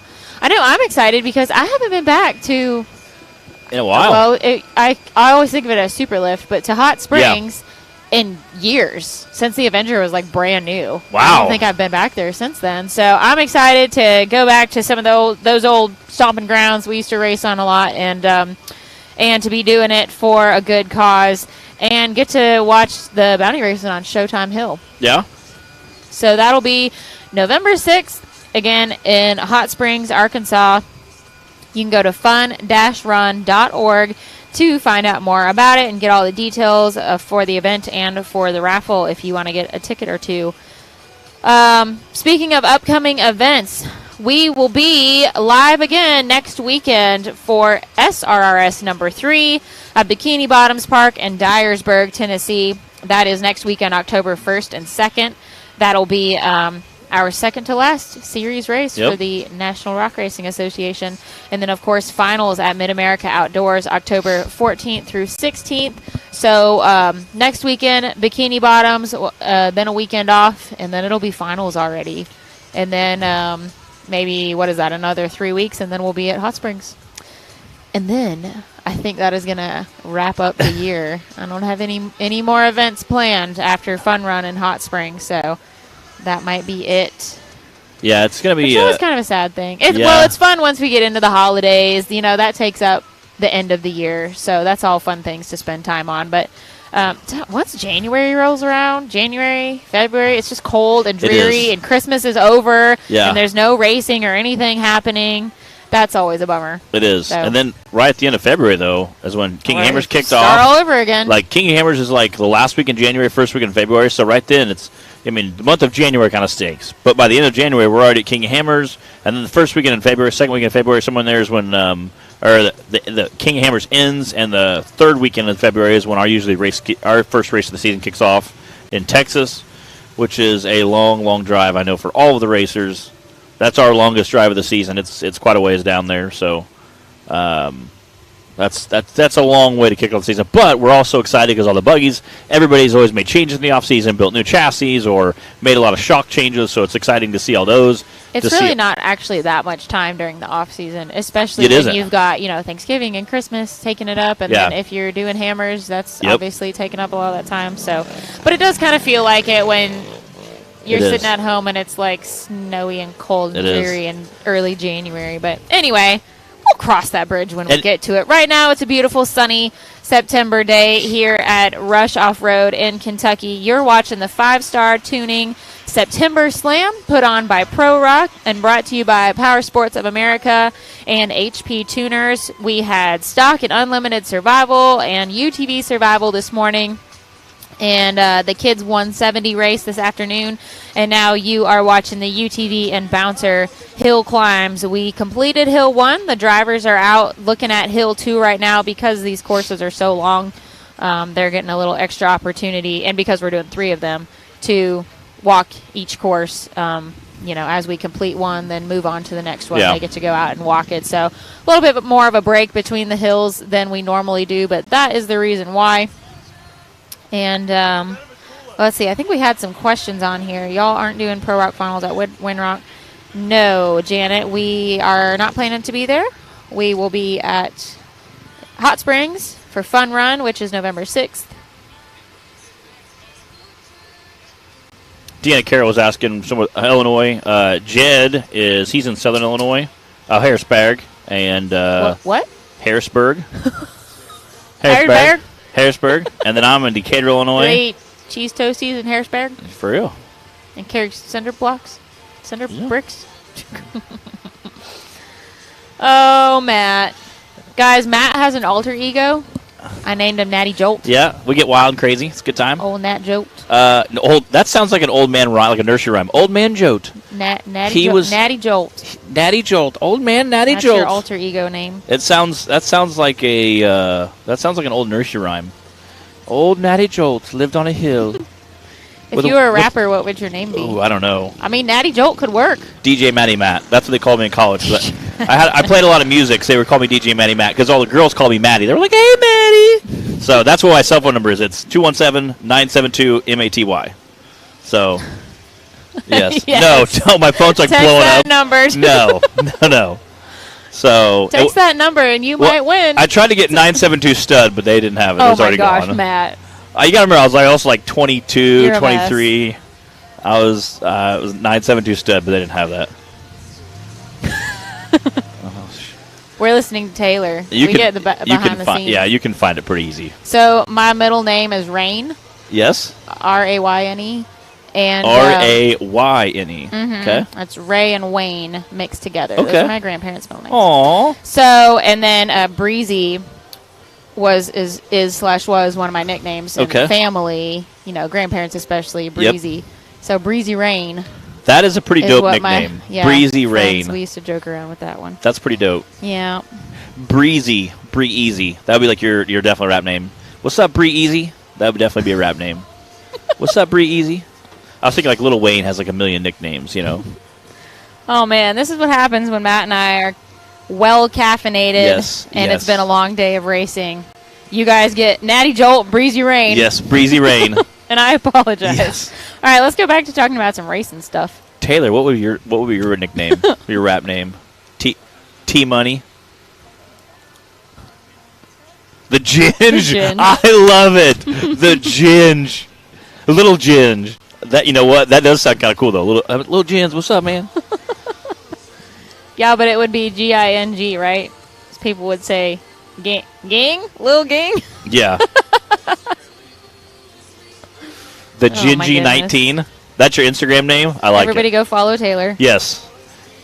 In case you Yeah. guys haven't figured it out yet, by the way, Clyde's not in the production trailer anymore. Which is why we're able to goof off all the time Yeah, now. don't tell him.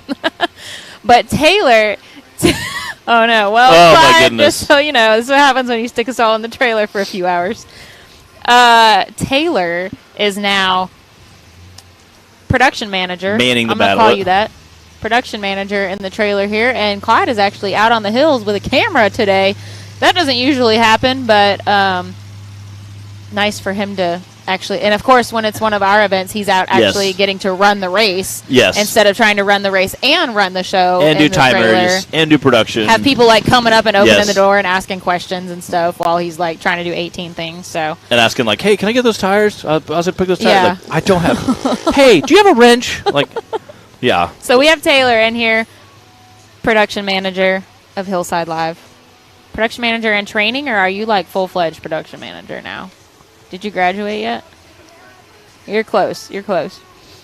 All right, guys, let's do a rundown from Hill 1. As much fun as it is for us to talk a bunch of nonsense on here. You, of course, are watching Hill 1 for both the UTV and the bouncers. In the UTV class, DC Thompson had the fastest time with a 49.9, followed closely by Tim Cameron, who was racing for Ethan Martin's points, with a 50.3, and Jeremy Franklin in third with a 111, and everybody else was a D and F. And then in the bouncer class, Tim Cameron with a 50.4. It's crazy to me how close his times on the same course with UTV and a bouncer were. Yes. And insanely close. 50.4 for Timmy, And then Justin Wheels with a 61 and John Hamlet with an 88. Cash was a DNF, and then Steven was a DNS. Did not show. Did not show. Yes, I just made that up. All right. The drivers are out inspecting Hill 2 right now. These long courses, and because we're doing 3 of them, means they're getting a little more time to walk them and make sure they know where they need to be going out here. I know if you guys are working on reading that style. Robert says, what about the Daytona 500 in February? I forgot about us stock car fans. Yeah, that's true. Yeah, I do off-road Sure. stuff. There's way too much to keep up with It's for true. everything else. So y'all are on your own. Sorry. Keith should have run the tool buggy. You know what? He'd have probably done pretty well. Keith, he I got don't know about the leap of faith, but other than that, Yeah. he could have tried. Okay, I have another trivia question. Hey, what was your Instagram name again? Little Lil. No, The all right. THE. It looks like they are having another driver's meeting over there, making sure everyone knows where they're going. So let's do another trivia question. So far today, I have asked, what park has the NRRA been racing at the longest? Trey Moore answered that. It was Hawk Pride. What is the first... Excuse me. Whoa. What is the first bouncer that I drove? Carrie Anna answered that, and it's the Time Machine. And what is the first year that Matt Holt raced with the SRS? And I forget who answered that. I think it might have been Trey Moore again. I believe so. The answer is 2017 with Nate and Sean Cross as a team. So here's another trivia question. What is the first bouncer that Clyde drove? Ooh. Yeah. That's a really good question. What is the first bouncer? And I have to give Nick Mock credit for this question because his Reminiscing on the Hill video at this past weekend is what gave me the idea for that question. So I'm going to just come up with a whole notebook full of trivia questions that we can do during downtime. Just I like it. Do you guys like trivia questions? We're not always going to be able to give stuff away. I mean, we will when we can, but just for fun. You guys like answering some trivia? Oh, great. My battery's dying. I'm going to need you guys to wrap this up. In the truck, yeah. Actually, I'm posting our Instagram pages online. So that way people want to know about them. Yeah, basically. There we go. Yes.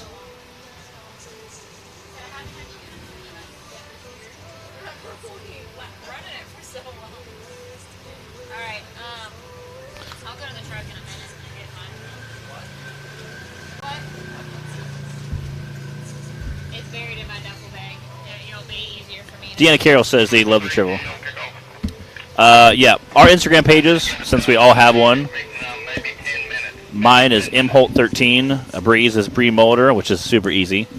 the nice thing about having a Yes. not very common name is that, Yes. like, my email is breemolitor@gmail.com. Which is easy. It's super easy.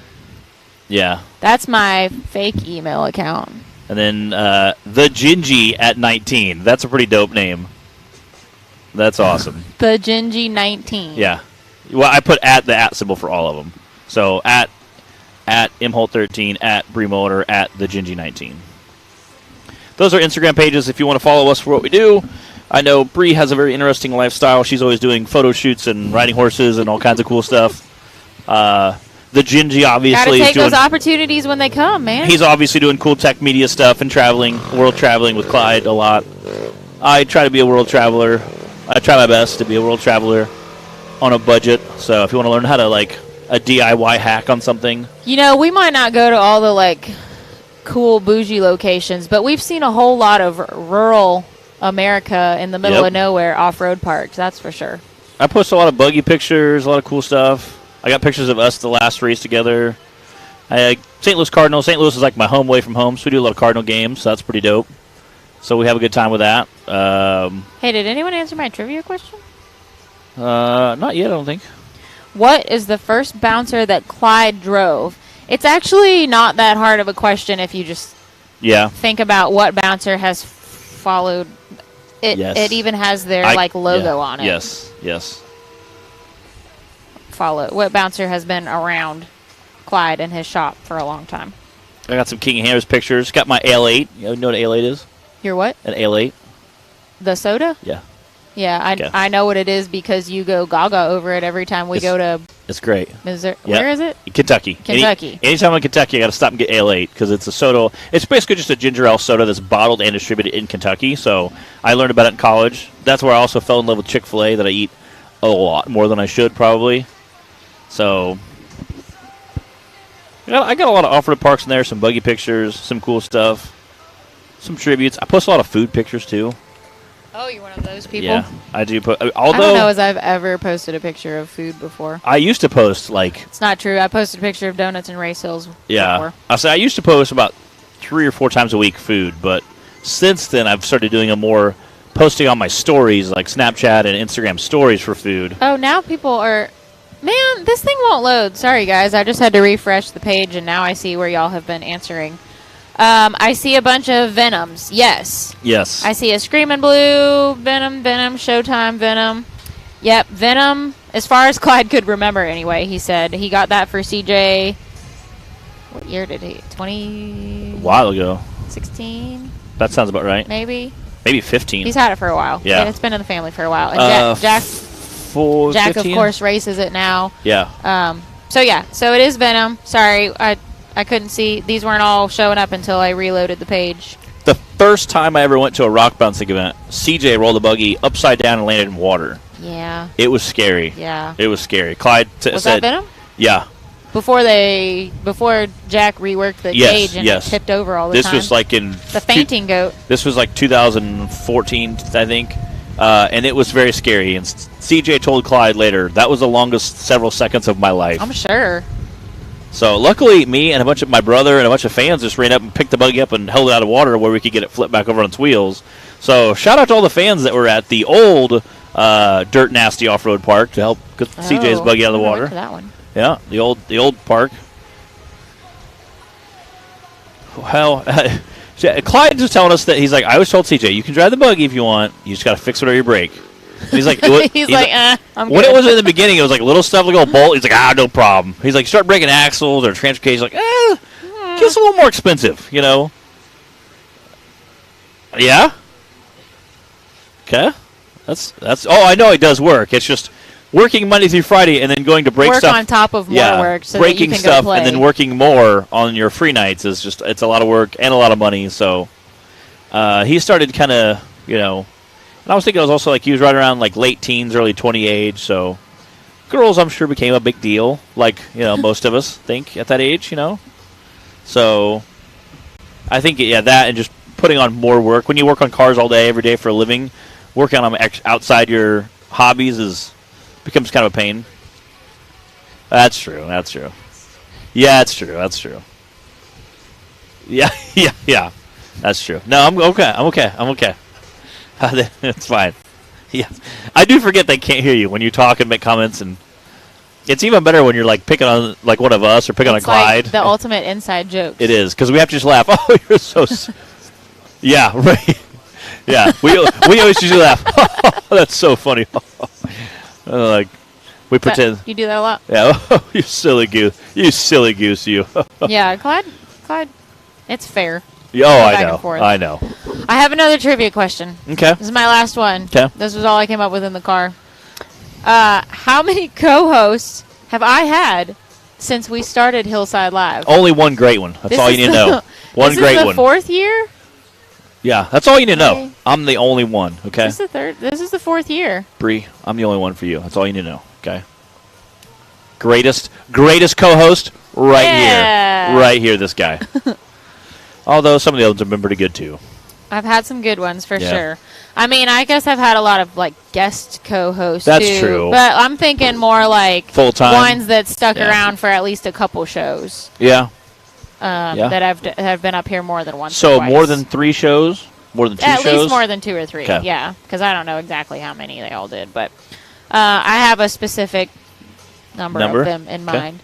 So yeah, how many co-hosts have I had since we started Ooh. Hillside Live? And this That's is a our good question. 4th season, I think. Yeah, yeah. First season was you and Dave Z, right? Kicking it off? Yeah. Yeah, this should be the 4th You year and- that we've done Hillside Live, which is kind of crazy. It was. Shelby Scott St. Clair says, you have had 5 to 6 this season alone. Musical chairs. I know. It feels I was it. like, I was number 3 and number 5, and now I think number 7 this year. So, you know what? That's what I'm saying. You only need one. That's all I'm saying. I told Clyde one day, I was like, he's like, would you quit racing to do just the Hillside Live? And I was like, you know what? I said, I don't know. That'd be a hard decision to make, but I'd think about it. You know, just because I was like, it's a lot of I fun. think it works that you do both. It's so much easier to be sitting here versus like trying to race and fix I know. stuff. People and used to. I used to try and explain that all the time too. so there's so much stress involved, even with just racing on a normal day. Much less if you break something or plus, like a weekend of racing is exhausting just doing one of Yes. those. Whether you're here being a volunteer or a racer or a production, whatever capacity, unless you're just here strictly spectating and sitting and chilling out all day, it's a lot of work. It is. There's a lot that goes into it. It's a lot of travel, getting up early, loading and unloading and running around Yes. and logistics. And when you're trying to do more than one of those roles, then you are definitely getting worn out. and then filling out, figuring out, okay, like, if it's me, do I have people with me? Am I trying to take care of a crew? All right, what's everybody doing for lunch? Have they got lunch started yet? Do we need lunch? Yeah, who's riding with who? Is the buggy fueled up? Have we checked the air pressures on the tires for the second run? Shelby said, you have had more co-hosts than there are bouncer drivers today. That's true. It's Almost. true. I've It's had true. the same. All right, so I'm getting a lot of answers. I have to keep refreshing my page, though, and then every time I do, I can't scroll up to see the previous comments anymore. The number that I had been thinking was 4. Okay, that was Ryan Edwards posted Dave 4. Z, Yep. Matt, Jesse, Yep. and Aaron. And those are like Now, and Shelby did say throw Tripp in there, too. I think Tripp has only done like 1, maybe 2 with me. Yep. But he would definitely get an honorable mention. Yeah. So, I've had Gary in up here a couple times. For not for a whole show, but and Clyde has sat up here a couple times. But yeah, those 4, Dave Z and Matt and Jesse and Aaron are the ones that I was thinking of. We've had a few different racers hop in and do like guest spots for a while, which some of them have been awesome. Some of those have been great guest spots. So yeah, so that's pretty good. Travis Skelton in the house, Ethan Martin in the house. All right, Matt. I supplied us with 5 trivia questions today. You did. And we got all of them knocked out. Where are yours? I could probably come up with some really good trivia Could I see 'em? questions. Let me think about it. Okay, I can think of some. Who was the first guy to run a power adder on a vehicle? That could be nitrous. That That's could an be extremely detailed. ambiguous. It is. Yeah, That I is. don't know. I'm trying to think of some other questions. you got to be slightly more specific. Okay. What is the average size tire ran by most bounce drivers? That should be fairly easy. There's probably 4 or 5 guys that'll hop in there pretty quick. Because we have 3 or 4 different tire companies, and there's some guys that run different size tires. We've got some guys that have went a little smaller, some guys that went bigger. There's different size tires. What's the most common size tire currently running in the Southern Rock Racing as far as big bouncers go, not including side-by-sides? Because those guys have like a barrage. You could have 10 side-by-side comes along, you'll have 10 different size tires. Because, again, that goes to their axle ratio and several other things. As far as big bouncers go, there's only about 1 size tire that most guys run. There's a couple that run a little smaller. We'll see if anybody hops in with the answer there. Try out some other good trivia questions. What's the most common transfer case out there currently? I would say. Wait! You got to give him a chance to answer the first one. I will. I'll throw a couple out there before you throw out the other one. I'm trying to think. Pace yourself. Oh, I do. Yeah, Trust pace me. yourself. The most common transfer case. All That's right, another you good keep one. everybody entertained, Matt. Okay. Don't do anything crazy. I'm gonna write my answers down so I don't forget. Okay. I'm going to write my answers down. And then what is probably the most common transfer case ran by bouncers? And I know there's some other Ultra 4 guys now switching over to this specific transfer case, which is kind of interesting, and I'll explain why once we get some answers in there.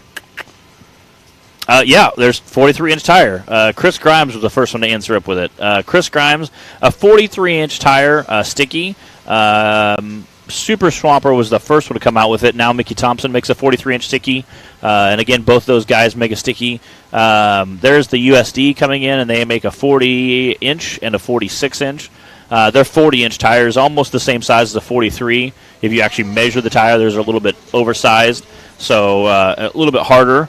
So, yeah, Janet Browder said, I think flat tires, right, Matt? Yes, yes. Some of the tires are flat. I had a flat at the very last race, and the Browder's mom and dad came along and they're side by side, and after I raced back up camp, aired the tires much good, raced back camp, parked on the trailer. They took me back down to drop off a battery, but yeah, I had a flat that day. So, Janet, I think you are right. There is a lot of flat tires had by, I think, everybody. So that should be probably the correct answer. But a 43 sticky is the most common tire currently ran by rock bouncers. And again, that's the cool part about rock bouncers. That's the thing I love so much and I'm so passionate about, is because every different person builds their own chassis or has a chassis built that's completely different than somebody else. You don't see a real production line chassis that's the same as everybody else's. There's such a variety, kind of like Ultra 4 for the 4400 class. There's such a variety of chassis. There's such a variety of motors. A lot of guys are going to more of an LS-style platform, but some guys have superchargers. Some guys have turbos. There's guys with nitrous. So you see a big variety of power outers. Transmission-wise, most guys are down to a Turbo 400 or a Power Glide, but we do have some Ford guys. There's some C4 transmissions, some other stuff in there. I've seen the correct answer. The SCS case is probably the most common. I would say probably 80 to 85% of guys are running SCS. I think Adam Ringer runs a Hero case. Pretty much everybody else runs an SCS. I know there's a couple guys out there I think are still running either a Dana 300 or a 205. There's a few of those out there. By the time you buy a 205 and do all the upgrades to it, put in hardened shafts and a bigger output shaft and chromoly shaft, by the time you upgrade all the stuff that you need to our billet shaft, you're almost the same money as an SCS. One of the things about an SCS that's kind of interesting is it's mainly like a 4-low case. You don't have a shifter. You can't go from 2 high to 4 high to 4 low. You mainly just put your 4-low gears in there, and that's what you get. It is pretty quick to change it, depending on how you're mounted the transfer case. It is pretty quick to take it apart and take the parts out that you need. And we're seeing some Ultra 4 guys switch over to the SCS, which, again, is kind of crazy because there's not that selectability where a lot of the other transfer cases are in the King of Hammers or Ultra 4 world. However, there are companies out there, and I think Essential Off-Road is the first one to come up with it. They came up with a doubler that you put on the front of it, and it goes between the your like Turbo 400 and the SCS transfer case. So you bolt those together, and now that creates a high-low option for the SCS transfer case. So we're seeing some guys go with a selector box and an SCS, which means now you have some selection options to it. So that's pretty cool. But an SCS is the most common transfer case ran right now. And a huge shout out to those guys. They make a pretty bulletproof transfer case. And I know there's some other options out there you guys can choose from. They take pretty good care of us. And again, selectability of gears. So if you have a certain different pattern you run, regardless of what transmission or what gears in your axle, you can find a combination that will work for everybody. So they can kind of work with you. If you're not sure exactly what kind of gears you need, you can give them some facts and some data and tell them, how much horsepower you run, what transmission, what gears in your axle, and they can kind of give you a rough estimate. And then because it is selectable, quick change, you can kind of put the gears in there, play with it a little bit, see if it works for you, and kind of look at your wheel speed, figure out what you need to be at overall for the season. And again, you could talk to some of the other bouncer drivers. Brian Bebo Watts is another great guy to contact. He helps run the Bouncer Life Group Facebook page. You can hop on there and ask any question you want, and you'll have tons of guys chirp in and help answer it. There's different stuff about tire size and what transfer case do I run, what gears do I run on my axle, what, a 14 bolt, is a 14 bolt what I need, or can I make a Dana 60 work? Lots of guys can give you feedback on what axle combinations to run and kind of chassis weight. There's some other things as far as if you're looking to get shock specs, they can tell you kind of what you're looking for. So Brian Bebo Watts, I run a Bouncer Life Group sticker on the back of my rock bouncer on the back of the gas tank just to show love, because he does such an awesome job about showing so much love. He shares a lot of the stuff for any of the bouncer events he goes to. He shares a lot. Plus, even if he's not here at home, he'll try to share it. He comes out to a few each year just to kind of hang out, say hi to his friends, and he really, really has a lot of fun. Great guy, would do anything for anybody, a very kind guy. Again, like I said, he's in the Bouncer Life group. He helps out with that a lot. And Brian is just a heck of a guy. So if you have any questions about some of the stuff we're talking about today, whether it be something, a racer you see, whether it be on our questions, and you want to find out some more data, you can hop on there, answer questions. You'll have usually 4 or 5 guys comment at least, and then you can always message them or message Brian. There's a couple of us that are in there that post up quite a bit. Ask questions if you want to know, if you want to build something more like a comp type bouncer that's for going to be race application, or if you want to build something just a trail rig to go out and beat on to where you can absolutely hammer on it and bang on it with all your buddies and not break. Even though you're not going to be racing, you still want to go out and have fun and have that kind of durability that you do with like a race application. Most of the guys can hop in there and you can answer questions. There are quite a few of the bouncer drivers in there that are in the Southern Rock Racing Series or Ultra Force. There's some guys in there, so you can get a little bit more variety of answers. And again, you can kind of narrow it down to what's going to work best for you and your application, and most importantly, your budget. So again, huge shout out to Brian. He takes great care of us, and he comes, like I said, he comes to races and does a great job. He's pretty cool. But Ethan Martin jumping there again. Like I said, it's Wade Good's wedding should be kicking off. It's 3:53 here, so say 4 o'clock. That means it's 5 o'clock in Kentucky land. So I always keep my watch in Illinois time. So 4 o'clock Illinois, 5 o'clock there. I'm not sure exactly what time the wedding kicks off, but I'm going to guess it's right around 5, 6-ish, somewhere in there. Maybe Ethan could jump in there and tell us. I know Ethan Martin and his wife are both going to the wedding, so maybe they could tell us what time the wedding's kicking off.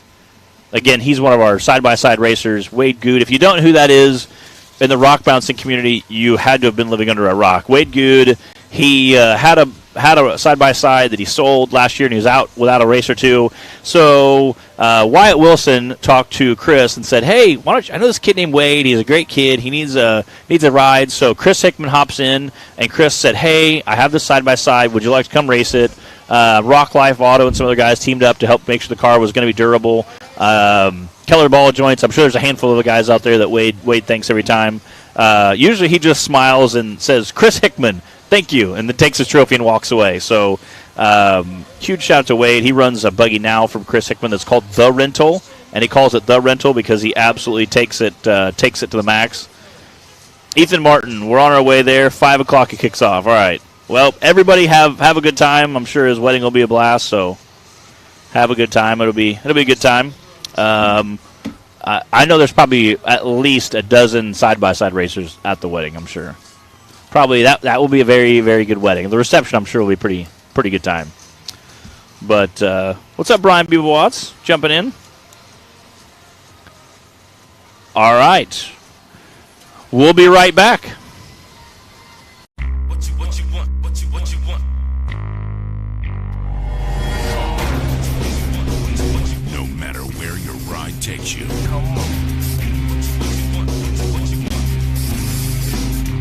Whether it's a quick trip or a slow climb. When you choose RCV Performance Axles, you're guaranteed to finish every time.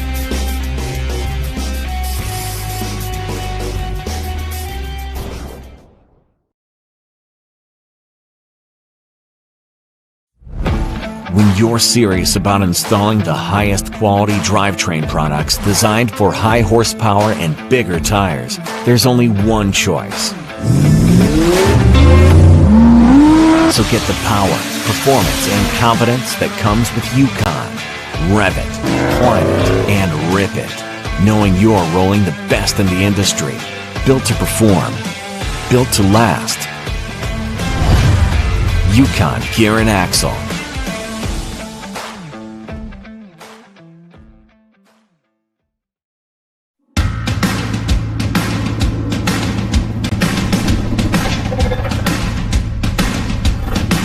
Presenting the all-new designs from Treadwear Apparel in 2021.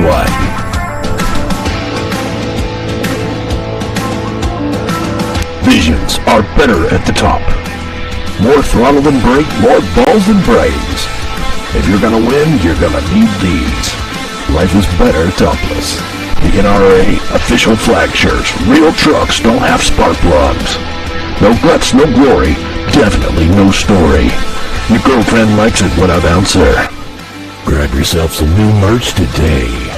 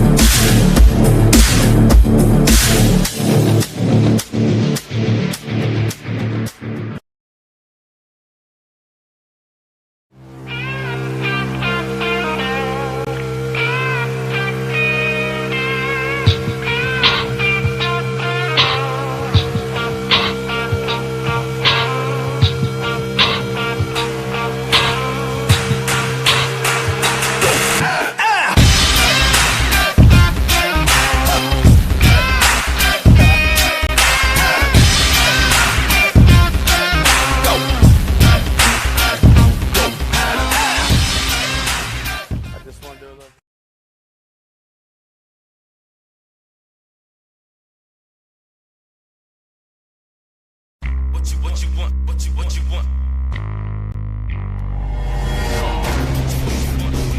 No matter where your ride takes you. Come on. Whether it's a quick trip or a slow climb. Come on. When you choose RCV Performance Axles, you're guaranteed to finish every time.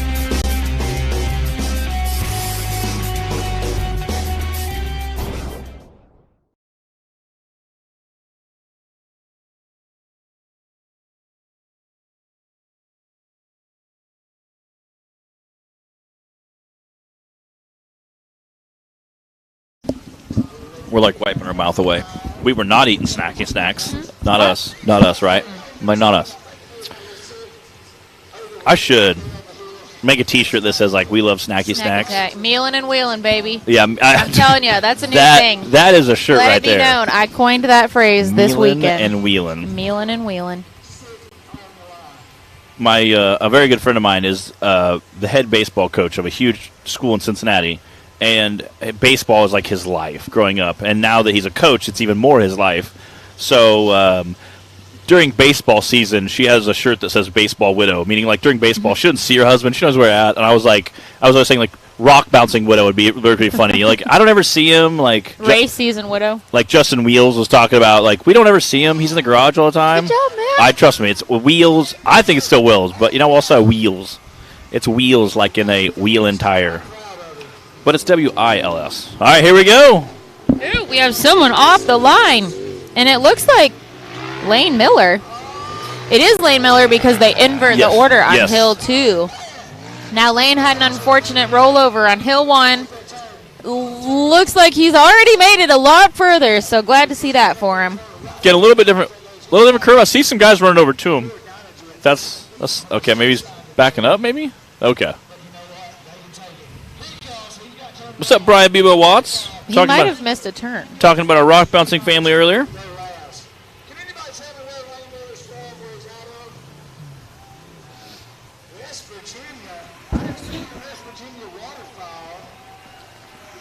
Maybe. I don't know, I gotta walk in orders to him. Now, didn't all the drivers just spend 20 minutes walking the hill? Well, yeah. That is something. But to be fair, there is some tape in some areas, but not all areas are taped off, so. It is a lot of hillside. And there is a lot of up and down section. That's one thing I always kind of freak out about when I'm walking the course is I want to be very, very, very clear about where I need to go. That way I don't get lost. I've seen Jake Berkey do that several times. Be in the middle of a course, just ripping through it, and be like, he'll get done and be like, man, I was smoking time. And Clyde will be like, yeah, but it doesn't count because you were not on the course. You went the wrong way. Like well, I think Lane got it figured out. Oh, no, back up, Lane! Oh, talk about getting hung up. Well, that's an awkward spot to be. That, you do not realize how off camera he is right now. Maybe if he just leans to the left. I don't know if Lane's a big guy or a little guy, but if he was to sneeze hard right now, he would come tumbling down that hill. Every Wile E. Coyote movie I've ever seen. It looks like he is not going to attempt or risk reversing out of there trying to recover himself. Hey, Karen Thomas said it's Will, but like plural. No, it's not, because I asked Justin himself. You heard it come out of his own mouth, Matt. Wills is what he said. Wills. No, he like said wheels. Wills. See, I think that's just the accent he has. I don't think it's. We'll get him back up here. We'll make him ask again. Sir, can you please repeat your name for the record? Can you please spell that? Can you use it as a sentence? What's the origin of that word? Again, did I mention that spelling is my kryptonite? I do a lot of things well. Spelling's not one of them. All right, Lane Miller is in a bit of a predicament up there at the top of the hill. The camera is mostly accurate. Yes. But, of course, you're only seeing the very top portion of the hill. There's a very long section down below him. Let's see. Keith ripping up the hill there, just hanging out. Driving up, get a winch back over. Again, you don't. That way. Yes. Dadgummit. I know, it's so hard. Right? Yes. Ah! Right? Oh, my gosh. Bree's having a stroke. There. Bree's having a stroke right now. Right above the She's like, it's right over here. That's the dumbest thing. It's all right over here. Makes me feel like it's a okay. moron that I can't point at stuff on camera. Oh, yes. He is definitely barely hanging on right now. I mean, obviously he's out of the vehicle, but his buggy is teetering on the edge there. It's like in Jurassic Park when the RV is starting to slide over the edge of the cliff. Yes.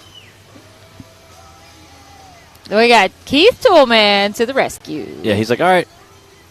Looks like he's sliding a little bit there. That's not an easy spot to recover somebody from. Matt, why is there a Twix wrapper blowing away on the ground over there? I don't know. I put mine in my pocket. I got mine in my pocket. I do. I don't litter. And I'll tell you why I don't litter. My dad owned a car dealership growing up, and there was like a 3 foot by like 70-foot strip of grass in front of his car dealership, maybe 4 feet by 75 feet. And guess what lovely children got the job of picking up all the trash? And it was right along like a main. I bet that built a lot of character. Oh, dude, you have no idea. So much character. When I see somebody throw trash out the window, it takes everything inside me not to go murder that person. Because I had to pick that up for like the first decade of my life. When you're like 3 and 4 years old, you can't really do a lot of jobs. Okay? So guess what you got to do? You pick up trash. Like that's about all you can do at that age. 3, 4, 5-ish. That's It's about. a great character building Oh. tour right there. I was the happiest day of my life was when I graduated to airing up tires on the car lot. Like, we had this little air tank. You'd air the air tank up. You walk out and you're up a tire. That was the greatest day. And then when I got a little bit older, I could drive them around the back of the car dealership because we had a big piece of property. You could drive them around the back, air them up, and drive the car back around. Then, yeah. Oh, a little bit older. Yeah, a little bit older. Yeah. An important distinction. Yeah. Yeah, no. Man, no. I always knew there was something in your Yes. past that made you the man you are today. No, oh yeah. Yeah, my dad was pretty hard on It us was growing that up. trash. But, yeah. So I had to pick up trash for. That was it. Yeah, pick up trash. And I assure you, it built a lot All of right, character. well, somebody else ate a Twix over here then and just willy-nilly threw And the wrapper on the ground. Not just built character, but created a lot of animosity towards littering. Like, I'm the kind of guy, like, if you threw it out of your car and I was next to your car and I was close enough, I was I would passing pick it up someone on and the put it back in road your car. that just rolled down their window, dropped a fast food bag Yeah. out the window, Yeah. and I was like, are you kidding me? Like, you have to Who get, does that? you got to get gas, like, in the next day or two. Just leave it in there, and the next day or two, take the bag out and throw it away at the gas when you station. park at your house. Take your trash inside. Yeah. Don't just drop a full McDonald's Yeah. bag full of trash out your window. I hated it. Or I pulled up behind someone at a stop sign. He rolled his window down, dropped a can of Coke out the Yeah. window, and kept going. Now, I'll pour. I was like this close to Yeah. pulling up and saying something, but I didn't. I'll pour You know what soda people will out. do these days. Yeah. Well, Or- that's different. You're not dropping the whole can out. Or if there. I had French fries in like a container, I'd throw the French fries out. But that's the birds Food will is eat them. different. Like, that's, Be responsible, people. Yes. And especially if you're in an off-road park. yes. Okay, anywhere, but especially Yes. when you're out here Yes. on shared property that a lot of times, it's you make mistakes out here and you get places shut down. Yeah. All right? So let's all be responsible human beings. Yes, I agree. Don't litter. All right. Shall That we- was your PSA from Matt and Bree Yes. for the day. We are still watching Lane Miller get recovered off the hill. He's in a tricky spot up there. You can see they're trying to figure out how best to solve this issue. Lane was our first driver back up for Hill 2 for the UTV class. We've got 7 drivers. Ish. 9. Well, hold on. Let's Depending see. on how many, some of those guys might We've not got be 8 racing. drivers left unless somebody broke and is Yes. out. There was a few guys I don't know if we'll be back. And then we've got got the bouncer class, Hill 2. Remember, we're running 3 hills today. We are. Brian Dunnigan said he looks like he's stuck between a rock and a hard place. Chevy St. Clair said, "Oh Accurate. look, another DNF." It's true. We've had an unfortunate amount of those I think it shows today. how hard the course is. We got what 25% of our bouncers DNF today. Like, You're not wrong. I'm just saying. And making that big jump like that, you're like, you can only do it so many times before something goes wrong. Well, on a long course, too, there's a lot more room to For error. make mistakes. Yeah. Especially like so one of the side by sides rolled going downhill. All right, let's go ahead and do a rundown from Hill 1. The fastest time was DC Thompson with a 49.9. Smoking time. And then Tim Cameron with a 50.3. And Jeremy Franklin with a 111. And everybody else was a DNF, Yeah. sadly. And in the bouncer class, Tim Cameron with a 50.4. Then Justin Wheels with a 61. And John Hamlet with an 88. And then Cash was a DNF. That's your bouncer class. And they said Clyde said they're hooking a winch up there to him. So I'm not sure if they're going to put a clevis. My guess is they put a clevis on a tree, and as Keith winches them, they'll flip him back over and kind of get him up that hill a little bit. Again, he could probably kind of get off that rock as long as he knew it wasn't going to flip over, but that's a very steep, and there's no trees right where he's at, so he's going to roll all the way down. That was probably his Yeah, big he worry. would have gone a ways. That's a long way to roll There down. was a chance he could have gotten out of there. Yeah. Again, you can kind of see him like right up above. Yeah, right in there. Oh, nice. So if you roll there, you come all the way down here and stop somewhere like about here. Well, you hope that you might land on this flat spot Yeah. over there. Yeah.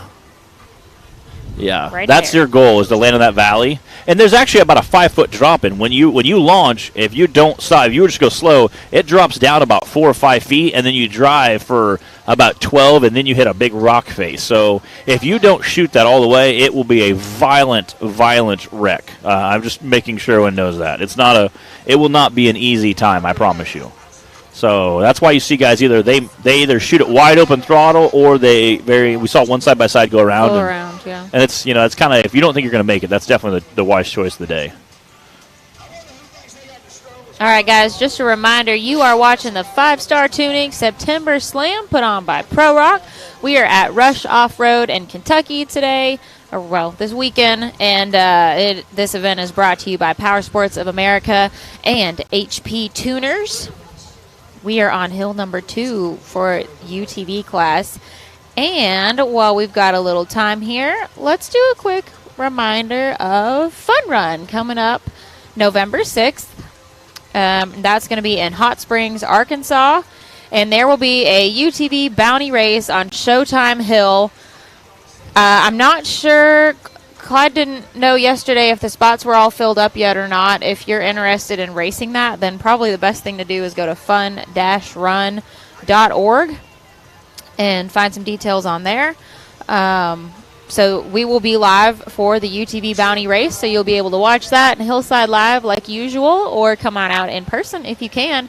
And there will also be a raffle for a Razor XP Pro 4, only $25 a ticket. And whether you win or not, that money is going to go to benefit Camp Sunshine. So this is a charity event. It's not just a race. And all the money that comes in over the weekend and the money from that raffle is all going towards Camp Sunshine. Which sounds like an awesome name for a charity, Camp Sunshine. It's like Camp Fun, Camp Dessert. That sounds just like a great name, Camp Dessert. Like Camp Sunshine,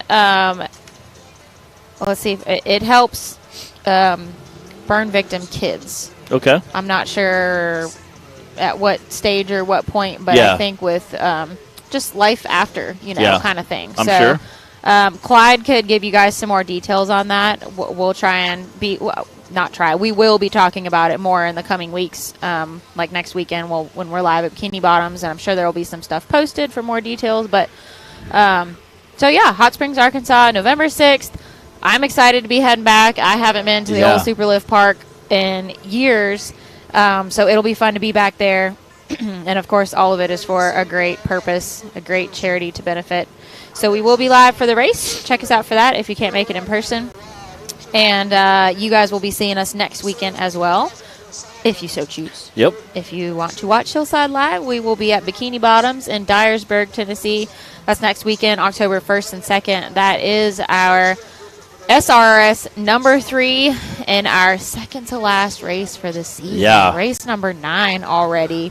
And then, of course, finals October 14th through 16th. We just have 1 week off in between, and we'll be all headed back out to Oklahoma to go to Mid-America Outdoors, and that'll be our finals that weekend, which always is a big special event, above and beyond our normal weekend events. Finals is twice as many hills. We do 2 hills for each class on Friday and 2 hills on Saturday. So there's twice as many points that they'll be racing for, so it can really shake things up. And for those that are chasing the points and are carefully keeping track. And there are a handful of them. They meticulously keep track of points. Mm-hmm. So that's twice as much racing, 4 hills for each class. And then, of course, it's Mid-America, so I'm sure there will be some other fun stuff going on. And we always do an end-of-the-year banquet for the drivers and their families and our volunteers. And we do a nice dinner for everybody and, of course, give out all the awards for the season. Some are left for the season. Some are interesting awards. You have our awards banquet, which talk about like our Northern Series, Central Series, Southern Series, our finals, our overall championship awards. It's a lot of awards. It is. And then there's superlative awards. Yes. Those and are the fun ones. Then we have some fun awards that we've kind of, we let Zach, which is probably one of the most ornery people on the planet, he gets to come up with some awards of his own so most of the seasoned drivers get very unique awards. I'm trying to think of one off the top of my head as an example, but I can't remember it. The most likely to Yes. fill in the blank, Yes. something goofy usually, Yes. if you can imagine Zach coming up with these.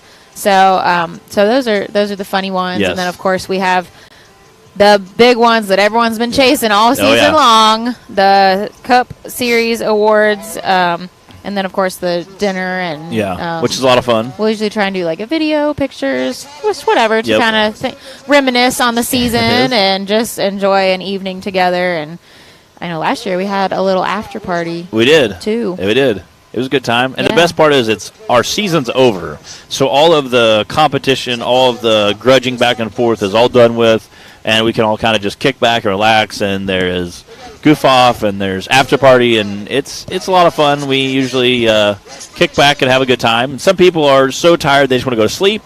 Others guys want to relax, enjoy. Looks like we're kicking off the line here. Again, must have got our guy recovered and got him out of the way. Good job to the recovery crew, because that was definitely an awkward place to get a buggy out of. This should be Tyler Young on the course now. Tyler also had a DNF on Hill 1, so hopefully he'll be able to get himself a time here on Hill 2. I see Keith up there. I think they just parked him back a little bit out of the way, so that way if they do have recovery up there, he can hang out. Again, Keith Toolman does a lot of our recoveries for us. He's here with his wife this weekend. So huge shout out to them for driving a long way, coming up, and helping us out. All right, the leap of faith is not an obstacle here on Hill 2.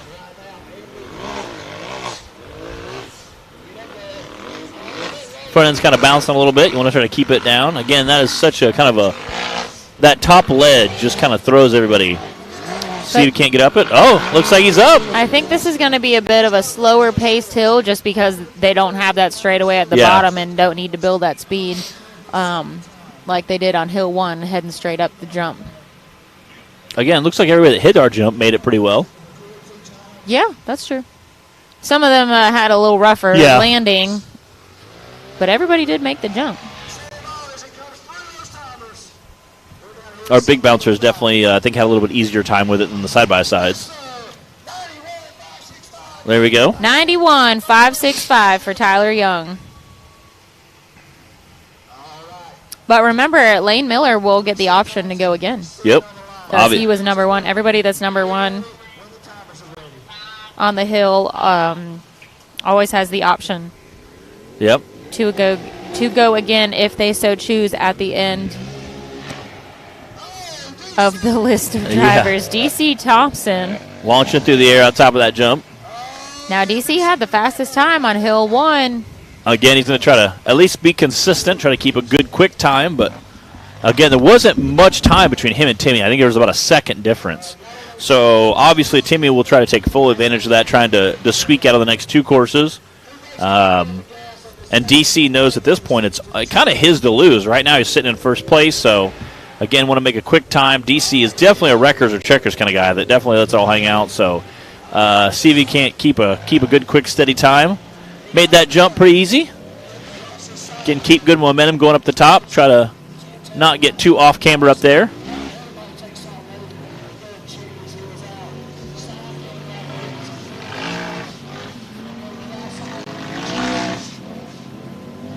The bouncers might have thrown a little dirt there because it looks like everybody's not having that. They finally knocked the tree down, got that out of the way, and made that a little bit smoother because it looks like some of the side-by-sides had a little bit quicker time there.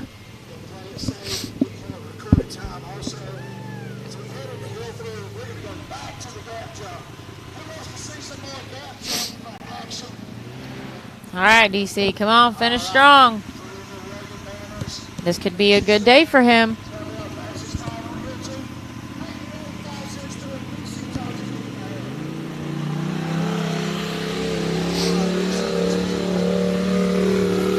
Did you?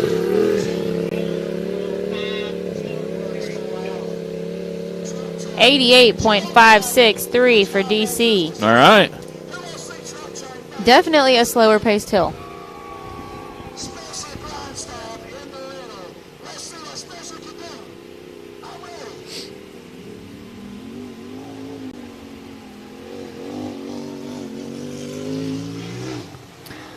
Now, I think Joey just said that this is Spencer Grindstaff in the rental. That's Matt Buxton's Okay. buggy.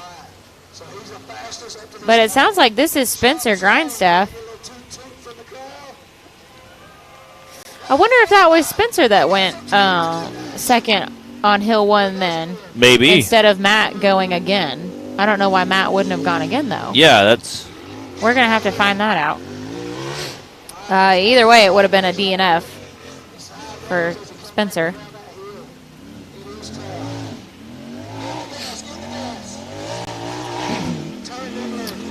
But yeah, I did not know that they were sharing a vehicle. That answers my question. I was wondering, Spencer was on the list, but never saw him go on Hill 1. So I guess that answers that question. Yeah.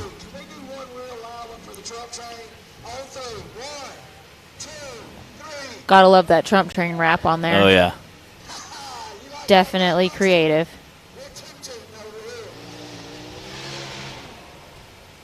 Are you on there? Yep. Give me 1 second.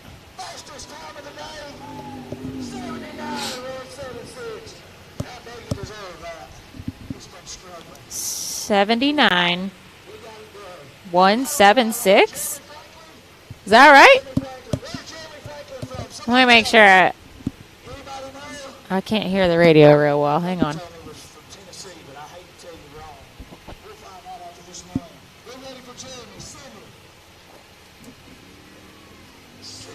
All right, this is Jeremy Franklin.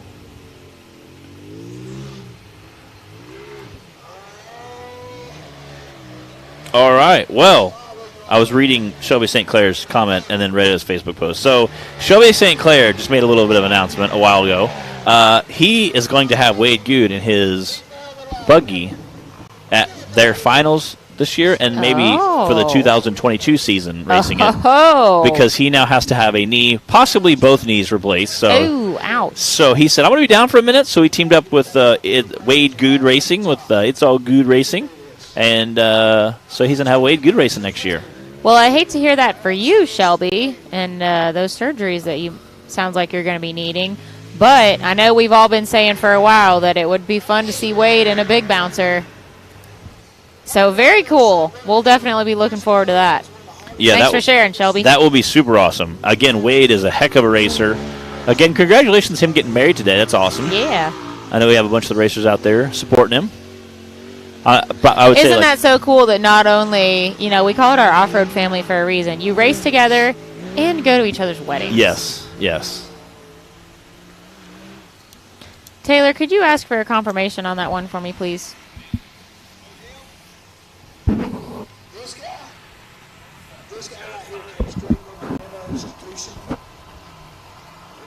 Okay, Shelby said he's racing it. Jay said I'm racing at finals, but then he's racing it all next season. That'll be awesome. Heck yeah. I hear everybody cheering. Yeah, what happened? What did we miss? They were. What? All right, I didn't hear that one either. All right, however, I can tell you Spencer Grindstaff has the fastest time right now with a 79.176. Can you tell me that, Taylor?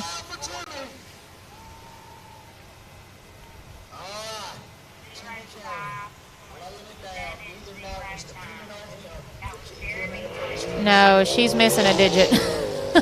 Yeah. Timmy coming off the line, Mr. Tim Cameron. All right, we'll come back to you guys on Jeremy Franklin's time. We'll get that confirmed. We're having a little, it's getting a little lost in translation over the radios here. Again, Timmy's going to try to set a quick time. He's about 1 second behind Less DC. than a second from Hill 1. So, again, since they're doing combined time for the three courses, he just needs to make up more than a second worth of time here. And then I'll tell him what he needs to do going into the Hill 3. All right, and to beat Spencer Grindstaff, who's in the lead right now, he's got to beat that 79.1. Come on, Timmy, get in it. Again, you can see kind of where they're all going up right there. It looks like there's a bit of enough dirt is kind of filled in to where it's a lot easier.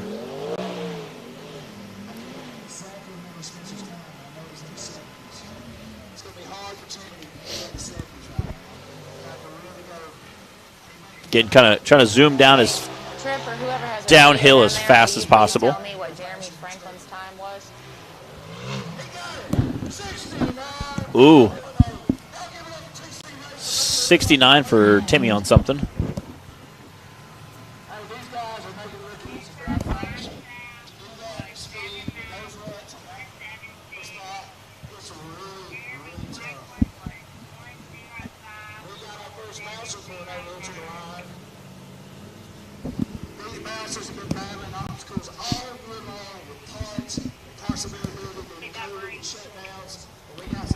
Yes, I got those two. Can you tell me, Timmy's, please? Your radio cuts out a little bit, so if you could try and talk nice and loud into it, that would help me. Thank you.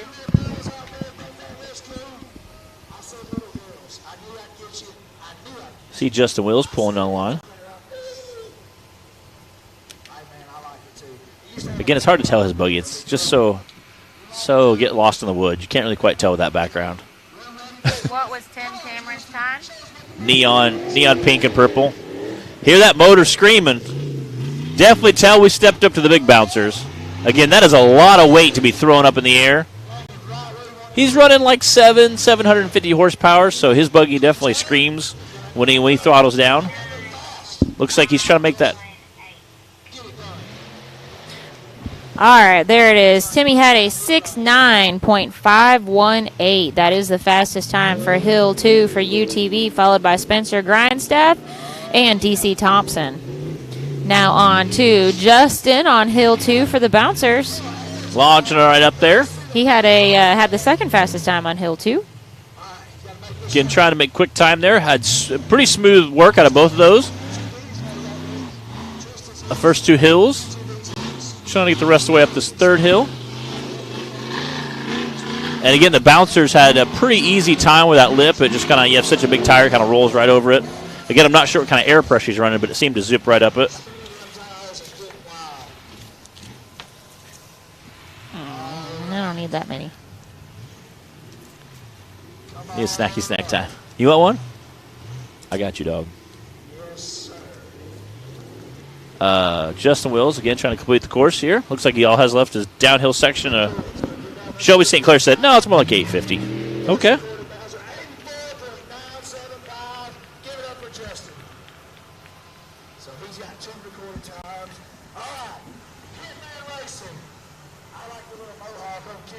Oh. What was it, Taylor? All right, 84.975 for Justin Wills. We got the Hitman buggy. John Hammett is in it. John Hamlet. Oh! Whoa! Go, baby, go! Putting on a show. Had a good launch, landed well. He just said, what would Travis Lovett do? Yeah, he just send it, you know. Go. And on that kind of with that big of a lip, you really have to come up, hit it, and let the buggy settle, and then get right back into it. So, again, this is a rental buggy for him. He just borrowed it, and as long as he doesn't break anything, he can take it back. Otherwise, he has to fix whatever he breaks. That was the rule. So, they're not worried about how hard he drives it because he has to fix anything he breaks. So, again, I've seen the Hitman buggy driven pretty hard, though. Travis has definitely probably broke some stuff in that buggy before.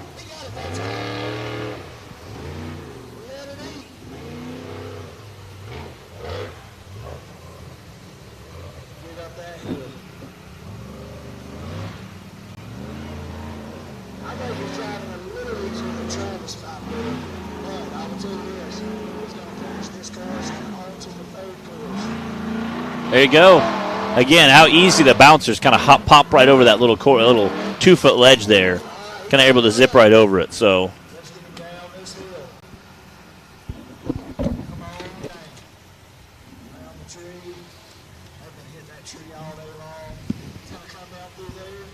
again, heading through the downhill section there.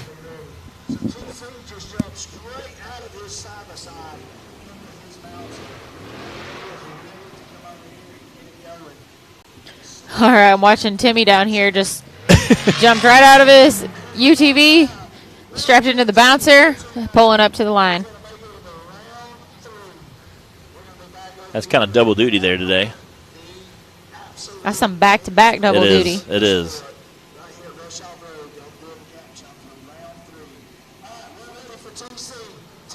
See if we can't get a time for Justin. John. Oh, John. John Hamlet, yep.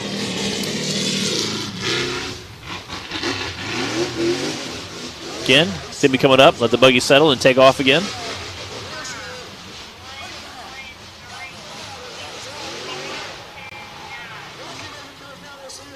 You can definitely hear Timmy up there getting it.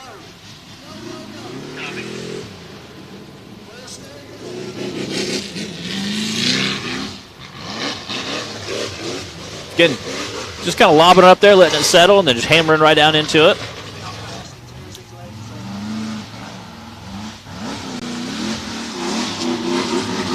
All right, Timmy had the fastest time by a pretty good gap. Over 10 seconds on hill 1. And I think he's going to be the fastest on hill 2. Again, making very quick work of that uphill section. He'll run that ridge, come right back down. Again, Timmy tries to be one of the quickest guys out there on the downhill section. I mean, he's no Travis Skelton, but he is very quick on the downhill section.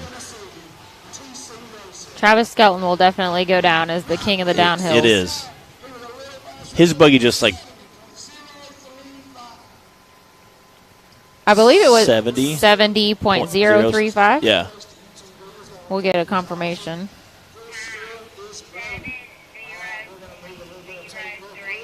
There we go. All right, that's it. 70.035. Fastest time by almost 15 seconds. Yeah. On hill 2.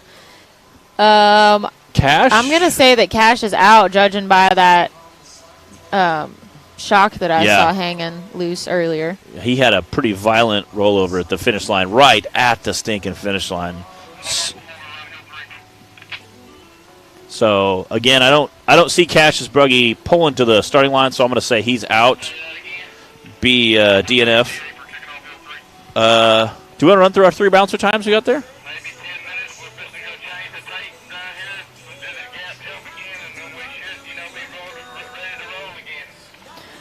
All right, yeah, let's do a rundown from hill 2. We'll start with the UTV class. Timmy with a 69.5 in the lead, followed by Spencer Grindstaff with a 79.1. DC Thompson with an 88.5. Tyler Young with a 91.5. And Jeremy Franklin with a 105.7. Lane Miller was a DNF, and then we had 4 that were not able to run after hill 1. And then in the bouncers for hill 2, Tim Cameron with a 70.0. Then Justin Wills with an 84.9. And John Hamlet with a 113.4. We are going to get the hill retaped for hill for hill 3. Yep. Make sure everyone knows where they're supposed to go. So we will be right back. Just a minute.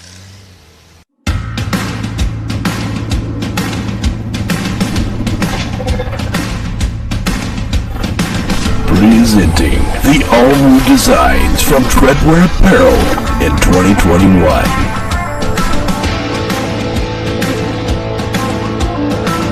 Visions are better at the top.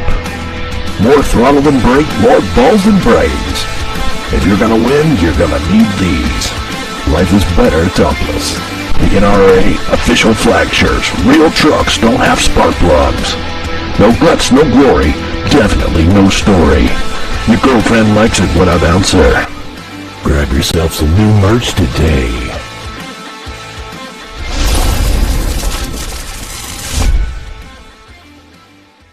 What you want?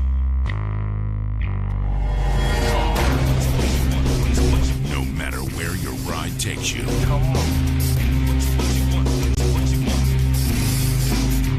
Whether it's a quick trip or a slow climb. When you choose RCV Performance Axles, you're guaranteed to finish every time.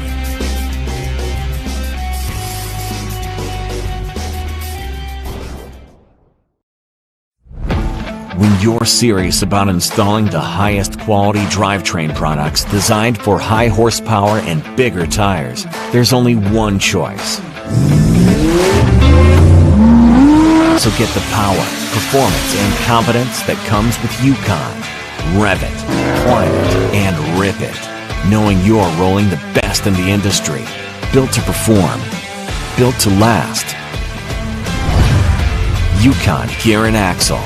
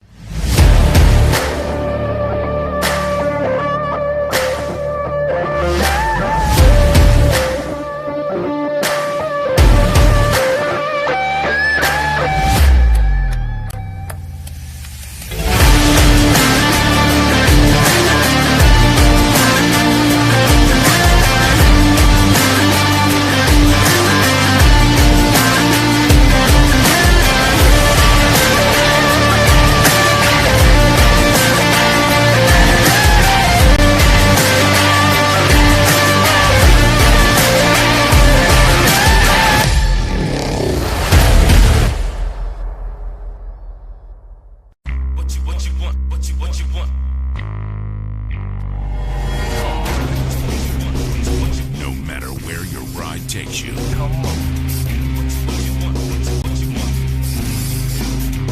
Whether it's a quick trip or a slow climb.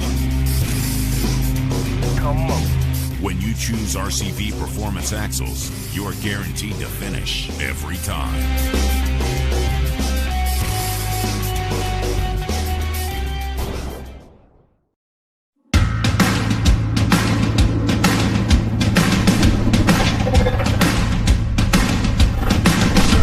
Presenting the all-new designs from Treadwear Apparel in 2021.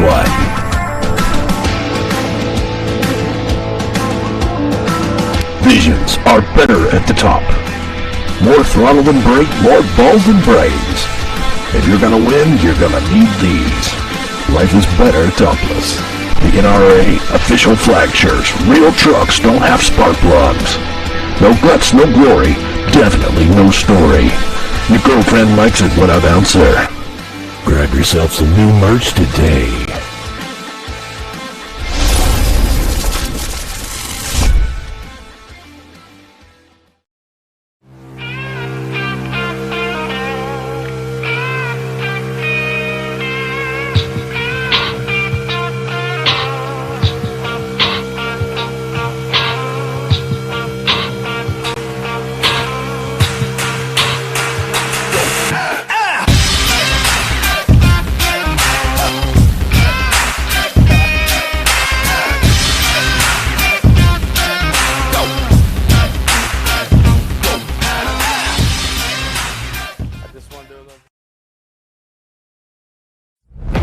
When you're serious about installing the highest quality drivetrain products designed for high horsepower and bigger tires, there's only one choice.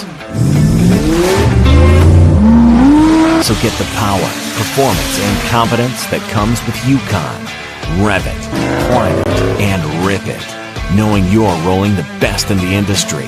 Built to perform, built to last. Yukon Gear and Axle.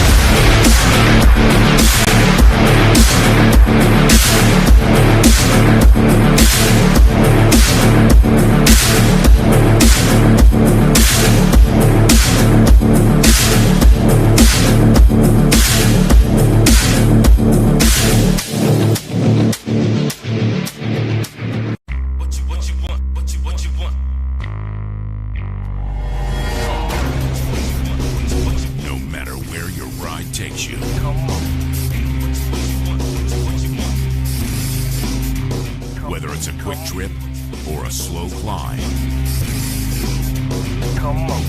When you choose RCV Performance Axles, you're guaranteed to finish every time.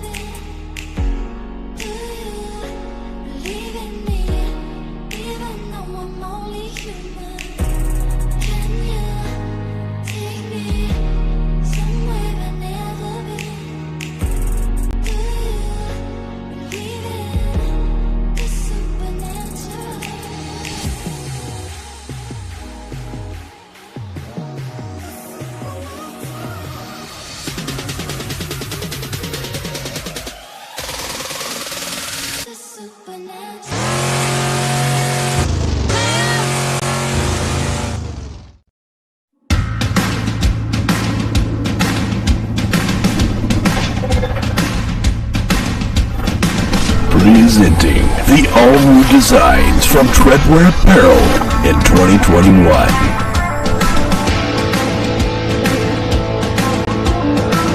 Visions are better at the top. More throttle than brake, more balls than brains. If you're gonna win, you're gonna need these. Life is better topless. The NRA official flag shirts. Real trucks don't have spark plugs. No guts, no glory. Definitely no story. Your girlfriend likes it when I'm out there. Grab yourself some new merch today.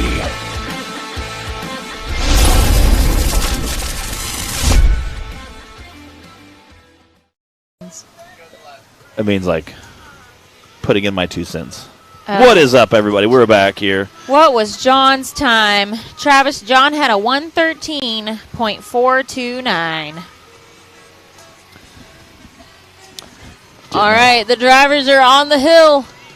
Checking it out, walking it, looking at it, talking at it. They're going to be jumping the big jump again, so that'll be interesting to see how that goes. Gatlin just dropped something and then watched sadly as it rolled all the way down. She's like, this is awesome. All right, guys. Hill 2 for the UTVs. It was Tim Cameron in the lead with a 69. Then Spencer Grindstaff with a 79. DC Thompson with an 88. Tyler Young with a 91. I almost dropped it. Bro, what are you doing? It's bad. I fumbled it. Yeah. I fumbled it. As if she's like an NF player making like a dash. I fumbled it almost. And Jeremy Franklin with a 105. That was Hill 2 for the UTVs. And for the bouncers, it was Timmy with a 70, then Justin Wills with an 84, and John Hamlet with a 113. You are watching Hillside Live with Matt and Bree. This is the 5-star tuning September Slam put on by Pro Rock. We're at Rush Off-Road in Rush, Kentucky, and this weekend is brought to you by Power Sports of America and HP Tuners. Yep. And you got to give our fun run spiel again. And yours truly. Yes, yes. We can, but Taylor just left us, so we can't put the poster up on the screen. That's true. We can wait till he gets back. He probably had to take a potty break. We only let him out of the trailer like once a day, so. Matt, you can do the fun run spiel this time. I could. I feel it. You know what? We did the Without Indian. looking at the notes. The Indian. Yeah. We did the Indian Mountain. I think it was the name of it. Indian Mountain charity event last year. How we were trying to work our racing in to get everything done because of. It was like the height of COVID. You know, it was about 9 months into our 2-month break for COVID. So we had to kind of be a little creative how we got our 10 races in. And it was a charity event, Indian Mountain. It was a lot of fun.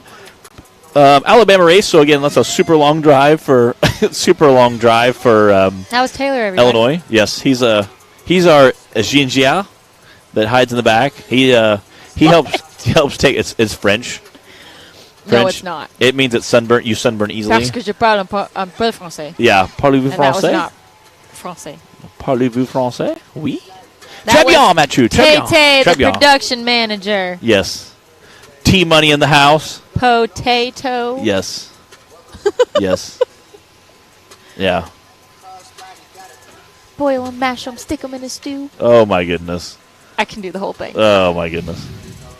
Yeah. After you watch the movies, then you'll know. Yeah. You'll know what I was just talking about.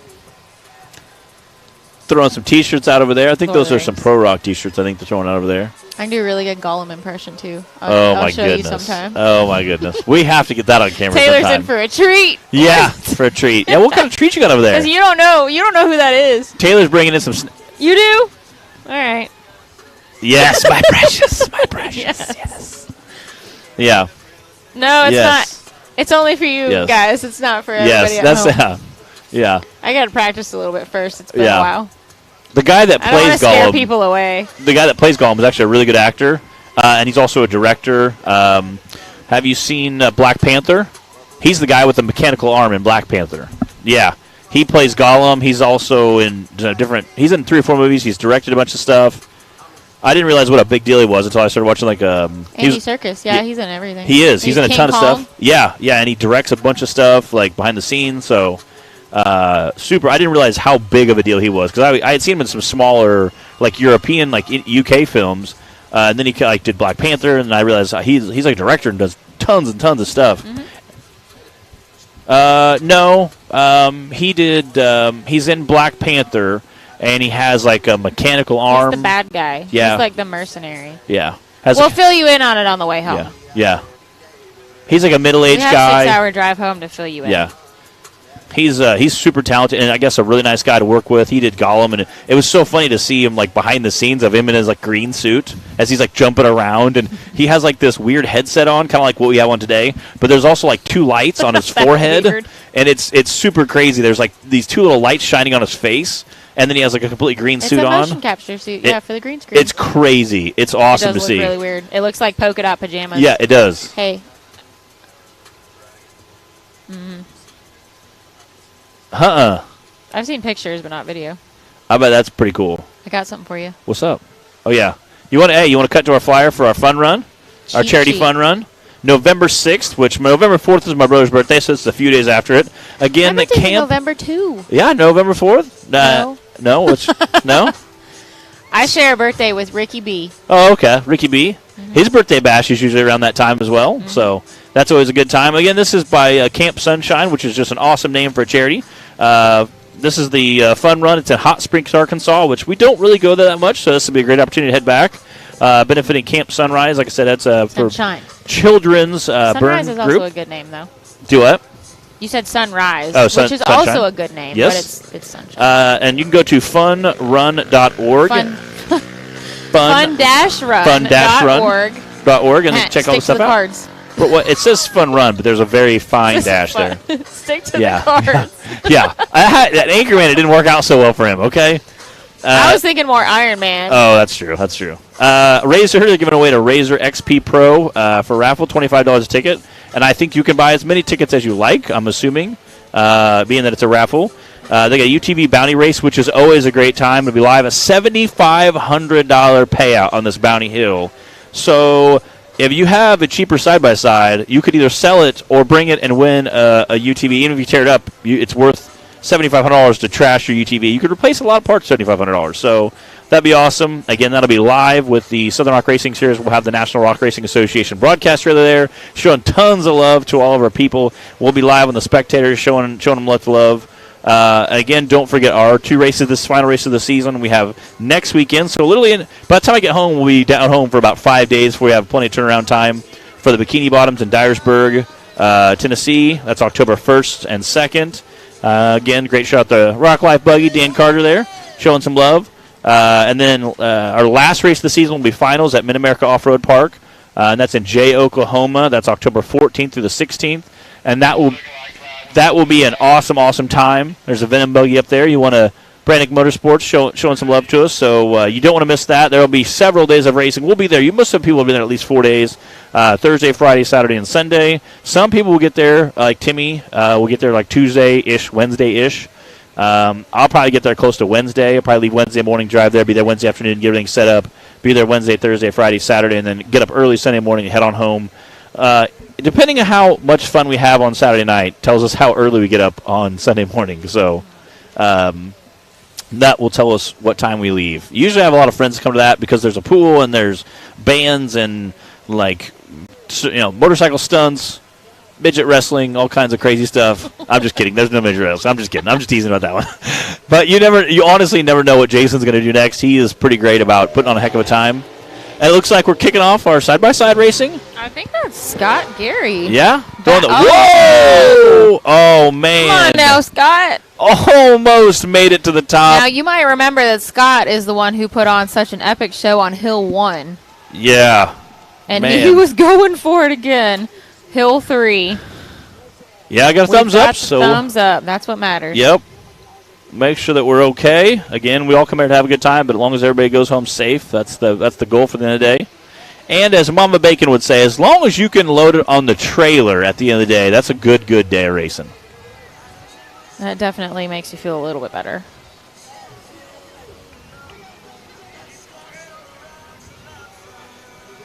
That's awesome. Gatlin's over there throwing T-shirts out. People are screaming, and she's like, "Yeah, come on, man!" Egging on, "Come on, man!" Then she like chucks one at the crowd. She's full of it. She's so She funny. is. She's pretty ornery. I think she'll be a handful when she gets older. Because she's already pretty sassy as it is. And again, her mom and dad are super awesome, super great people. They come help out, do a lot of racing. I see him doing the full series next year, just because he's been so competitive this year. And he's had a rough year. He has broken literally everything on the buggy, I think, this season. So he's got to rework. Now it's dialing pretty good. So I see him being a little more competitive next year. I think doing some more racing. I think he said he's sitting at third for the Northern Series. And I said, are we done with Northern races? He said, yes. I said, so you'll be on the podium for the Northern Series this year? And he's like, yeah, I think so. So he's pretty stoked about that. Again, they're trying to get a side-by-side. You can kind of see the wheels just sticking out of the brush there. Like, looks like they got a excavator on top. Just throw a strap around it. And the best part is, even though the side-by-sides are kind of big, they're super lightweight. There's usually not much cage to them, especially if they're a full tube chassis. Again, just getting a strap around it so you can flip it back over. That's kind of, that way it doesn't go tearing off down the hill. So, what's up, Jed Harper, Travis Skelton, Chris Grimes? Travis Lovett was even checking in. He's probably keeping an eye on his buggy. He'd be like, all right, what'd they break? So, nothing yet, I don't yeah. Looks like it's going pretty good. Again, being the first time to hop in a buggy and take off on it, I think he's done very, very well. These are some pretty trying courses to be in a buggy.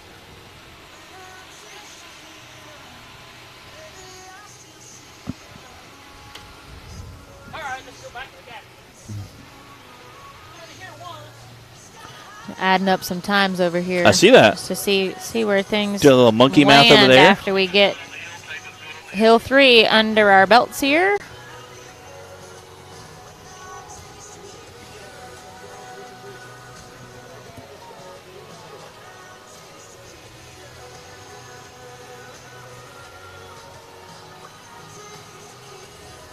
So the crowd's hanging with us today. They're still packed in quite a bit over there. And they've been throwing out T-shirts sporadically. I know that Joey said, I have about enough T-shirts to give half of you a T-shirt here. So he said they had several large boxes of, I'm not sure if they're Pro Rock shirts or they're Rush shirts. I see MRT Tire Rip over there, so I think he was throwing some MRT Tire shirts out there. Everybody loves free stuff. Yeah. College kids will almost smoke crack for a free T-shirt. They will. It's crazy. Almost smoke. Almost. Not for a free T-shirt. What? Almost.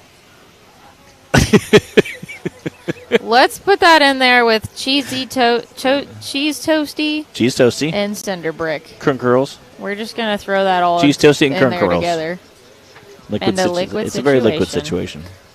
That's what's in the porta potties over there now. Taylor's just dry heaved a little bit. Oh my God! You should have seen Taylor's face when he came out of the porta potty earlier. He was like, "Oh, I gotta go."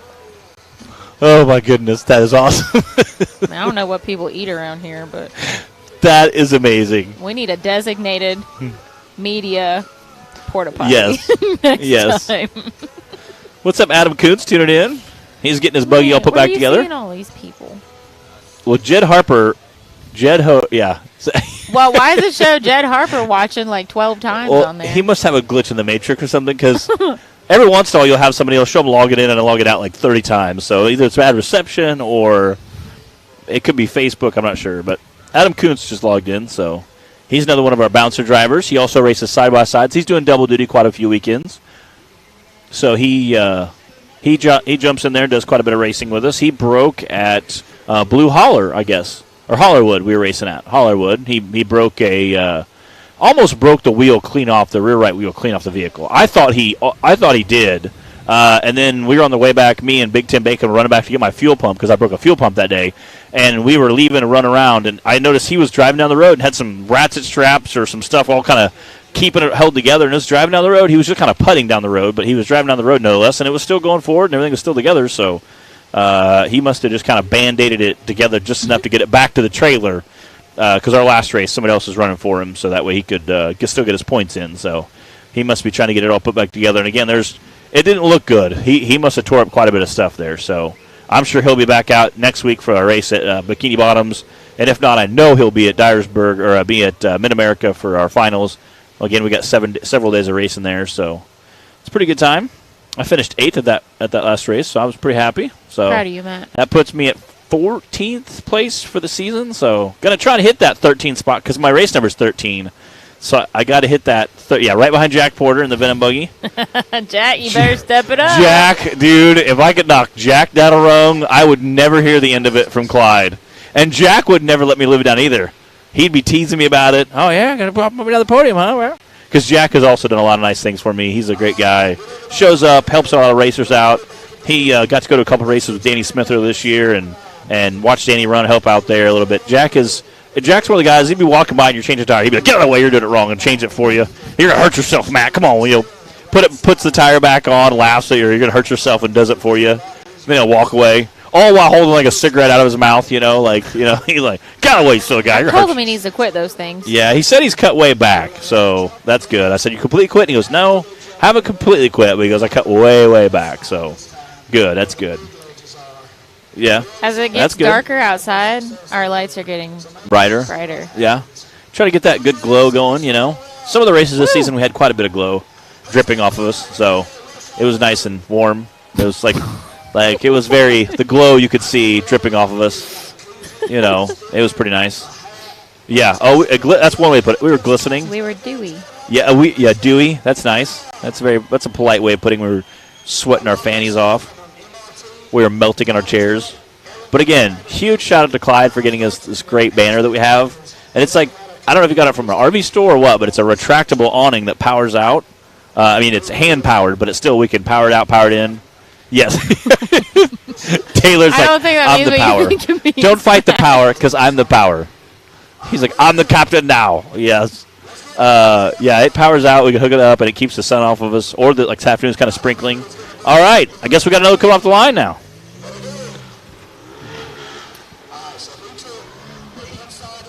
I smell somebody cooking something, and it smells really good, by the way. This looks like Jeremy Franklin, I believe.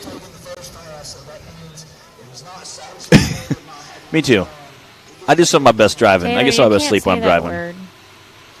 Yeah. Yeah. Right now. Yeah.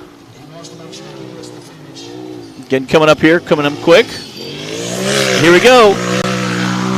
Hitting the big jump. Again, smooth landing. Now they got to come up, set up for the, man. Again, that ledge is so hard for the side-by-sides. It's about a 2.5 foot ledge, and you obviously have a lot of loose dirt, so you can't really quite get traction there. So it's interesting to see how the side-by-sides are going to maneuver that. Well. So I'm not sure if he quit when he landed. I'm not sure. No, he went up, hit the top ledge, and then gassed on it, held it wide open for a second. So I'm not sure if it died or maybe one of the sensors. Jeremy had 2 solid runs for both hills 1 and 2.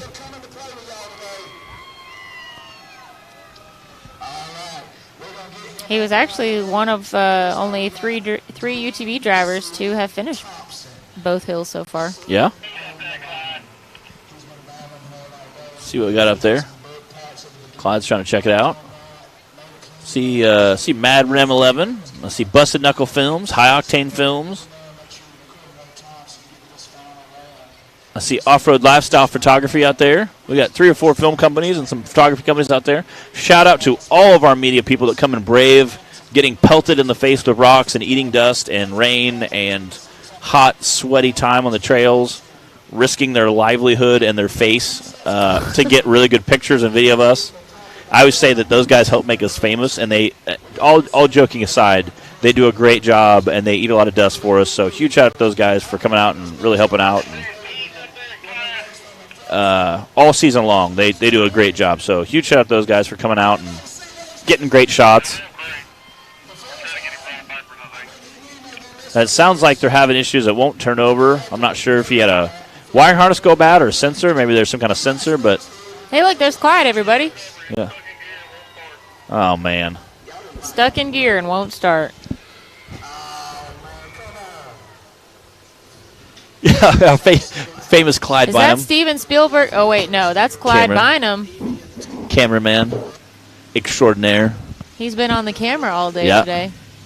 But, well, behind the camera. Yeah. Or Okay. at some of our races, he's just a timer man now. Like, oh, he's just a timer man. Timer man? He's just a timer man. He just works a timer. It's not like a big deal. yeah. Why do we bring him? He just works the timer. Why do we even bring him? He just has, like, that's kind of the most important job there. Like, we're all coming to race, so we need a time.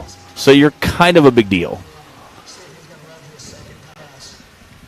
There we he go. is. Yeah. Got his shorts on. But he's wishing he remembered a hoodie. Yeah, I gave him one this morning. We got in the car Thursday, Yeah. and I was saying, man, my duffel bag, it looks like I packed for a week, but it's just because I have hoodies and a fleece jacket and stuff in there. It's supposed to be cold this weekend, and Clyde's like, yeah, you got shorts and a T-shirt. I didn't bring any pants or hoodies. Oh, so. man. And I was like, that, you might regret that. Yeah. Half But of then my it didn't end up being as cold as Yeah. we thought it would be. It's been nice. Yeah. I'll say half of my car is closed. I brought about 4 or 5 wardrobe changes. Yeah. I keep a lot in my cars. I had like a rough pair of tennis shoes, a nice pair of tennis shoes, Crocs, flip-flops. You got your Walmart tennies, your These party tennies. These workout boots here, and then work boots, and then some jeans, some hoodies, stocking cap. You know, Right where? like work jeans. You know, like shorts and jeans. You don't know what. You never know what's gonna happen. If you plan for it to be hot, it'll be ice cold, wind, raining. If you plan for rain, it'll be like super hot. You know, so you never know. Like snow's gonna hit. We've been at races before. It's like sleeting on us as we're sitting in the sun. You know, like you never know what's gonna happen. So I try to always learn. You know. Yeah? Oh yeah. Where was that? I think Dirty Turtle it was kind of like spitting a little bit on us. I'm like, yeah. Well, now that we have our handy-dandy awning, I know. we don't have to be scared of the weather. I was just saying that bring lots of clothes for different options. Gotta have your going out clothes. Yep. Your staying in clothes. I usually bring like I just took a shower and want to Yeah. be really comfortable. And Yeah. just I got some of those. Stay in the hotel pair of clothes. EKU sweatpants that I can throw on with a t-shirt and be comfy in my. I want something clean to wear on the ride home clothes. Yep. I hated a 6-hour car ride when Yeah. you're dusty and Dirty sweaty and yeah, blah. greasy.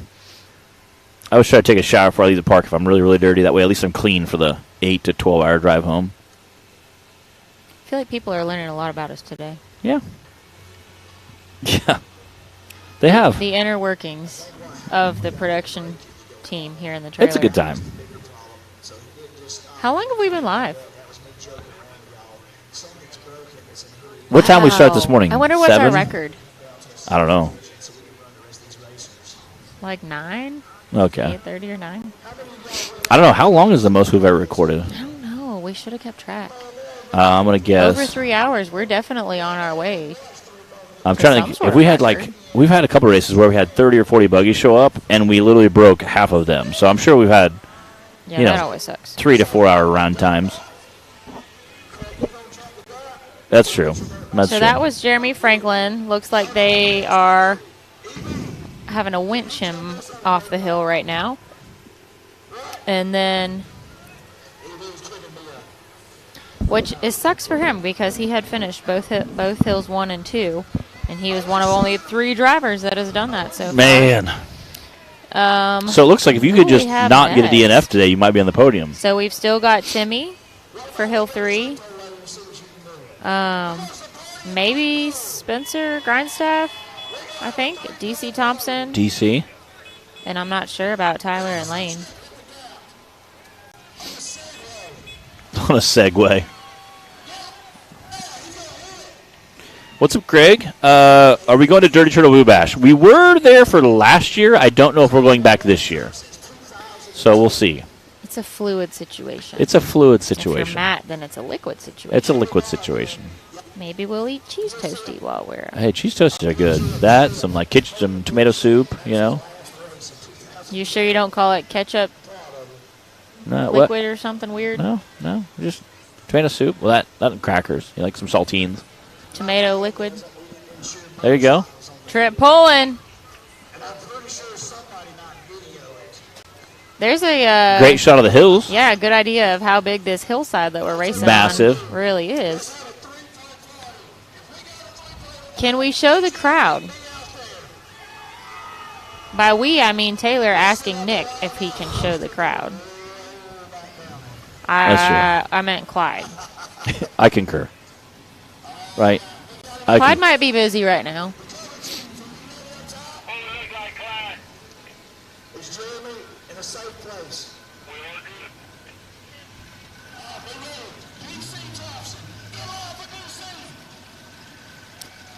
All right. DC had the fastest time on Hill 1 and a solid time, a second place time on Hill 2. So if he holds it together with a nice solid run right now for Hill 3, he'll be sitting pretty for the weekend. He will be. Again, if he can just complete the third course, I think he'll be doing well.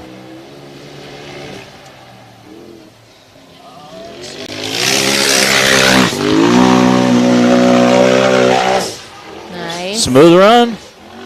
Again, trying to keep the momentum so going. There we go. far. Come on, go, go, go, go. Ooh, that's squirrely through there. Ooh. Again, I think he's through the rough stuff. We can just keep it going. Well, now we know where they have to go at the top of the hill, and that looks a little bit sketchy, having to slide over there to the left.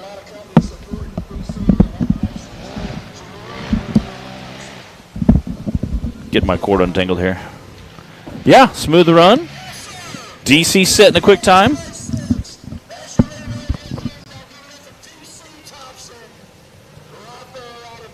Me neither. That's a smoking time. All right, give us a second, guys, and we'll get that time for DC. It's definitely going to be a good one.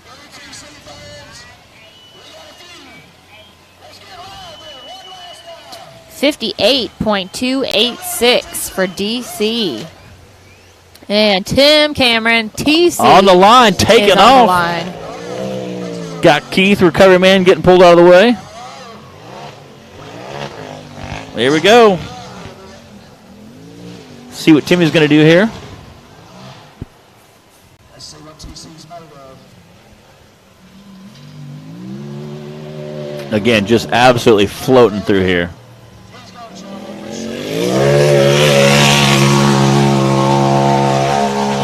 Woo! Jumping. Oh, get a little squirrely. Again, I think he must have watched DC coming up there. Yeah, they both headed right and hooked back to the left. And definitely is obviously pretty off camera there, so trying to keep it down. I don't know that the bouncers can get up there and have enough room to do that. It's going to be a lot tougher on the bouncer. He's made a good time. But DC may have put it on him.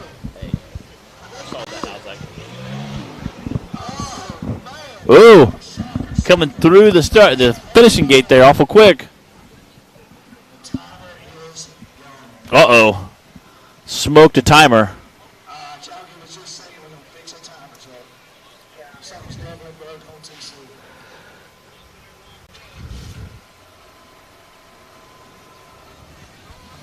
Did he say something was broke? Yeah, he smoked the timer.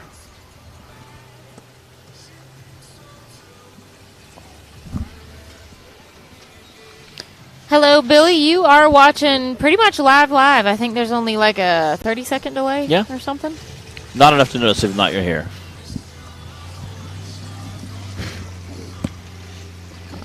All right. They said something about the timers, but I do think TC still got a timer.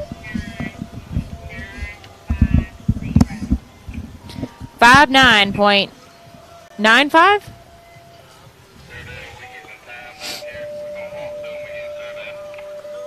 .950.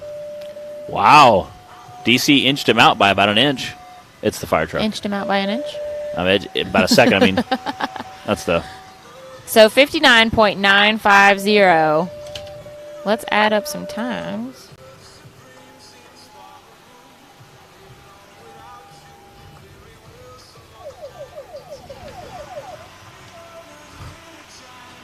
I think those are tones for the fire department.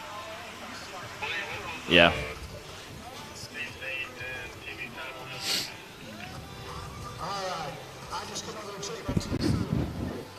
DC Thompson's time on Hill 2 was 88.563. Tim Cameron's time Hill 2 was 69.518. Wow.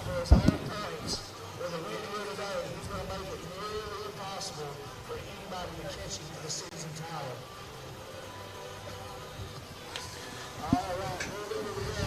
Okay, we're doing some quick math here. We've had a couple guys finish for the first, second, and third course. We've got a handful of guys. We're still waiting to see if they're going to race on the third course. Guys who've either broke on the first and or second. So I'm trying to see. I think that's our first and second place guy. We only had 2 racers today, I think, that didn't DNF on any course. Yep. Timmy and DC. So that's your first and second place finishers right there. We'll see. We got a little math to do to see how it shakes out, but that is because those are the 2 guys who didn't DNF on either course or any of the courses. So that's automatically going to be your first and second place. Yeah. Yep. Timmy in first and DC in second. So looking at the unofficial, as always, times right here. And how do they do DNFs? How would they add 2 minutes max time for DNF? Because everybody else that we add today will have at least 1 DNF per course. So yeah, I'm not sure how they do that. They look at the combined time for minus the DNF, or they add so many minutes. That'll be interesting to see how they decide that. All right, I think I just heard that Spencer Grindstaff and Tyler Young are going to be our last 2 UTV drivers for Hill 3. There's been some pretty rough course today for these UTVs. They have actually been pretty brutal today for not just the endurance race, but also the hills. So we out of 12 I think we had today, only 2 came out and completed all 3 courses. Yeah. So that tells you how absolutely difficult these courses were today.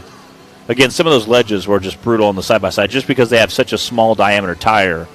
It's pretty brutal. Plus the jump, it's not even so much the jump itself. It's getting lined up for the rock ledge after it. So even in the survival class, only 2 drivers actually finished. Wow. The survival That's for true, UTV. yeah. And a Razor RS1 finished. That's won it. That's pretty awesome. Anything can happen. All right, this is Spencer Grindstaff. He is in a rental from Matt Buxton. I do need to say on Hill 1, I did not know that, so I thought Matt Buxton, because he went first, that he was just choosing to go again. But it was actually Spencer the second time.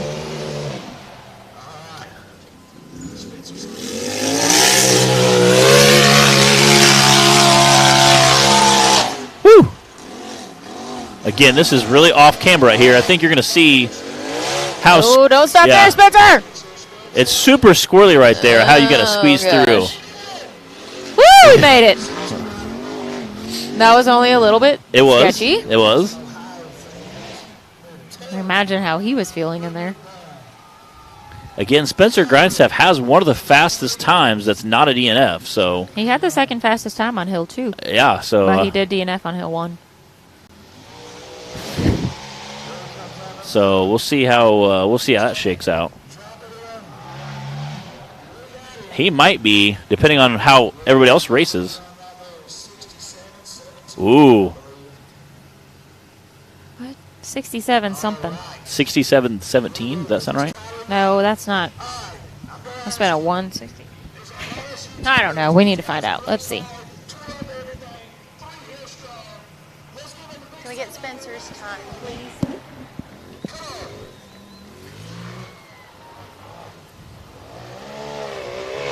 All right, and this is Tyler Young. This is, I believe, our last UTV driver for the day. Man, drop it in quick. He was flying down that downhill section. He is absolutely coming in hot. I bet our photographers down there are getting some killer shots of everybody coming down this straightaway right in front of them. Yeah. Oh, get a little squirrely up there. Again, right there, everybody's kind of stopped and reset because it is so off camber, and you have to drive sideways essentially. So. And that's a very tall hill, people. Yes. You see it kind of bumping it forward a little bit there.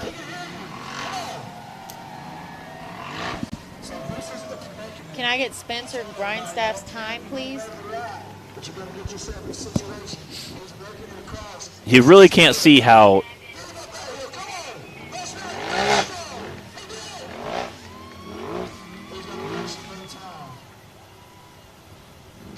All right, Spencer had a 67.721 on Hill 3.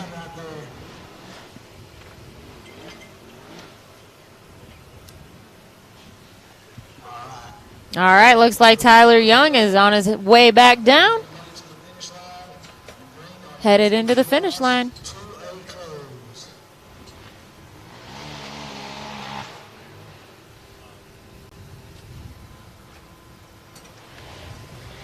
Yes, sir. He got it done.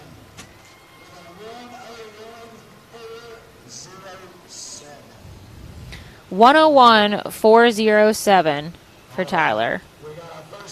I think that puts Spencer Grindstaff at third for the day. Well, I'm not sure how the DNFs work. If everybody had a DNF, he had the 2 fastest times. Yeah. So I think that puts him at third.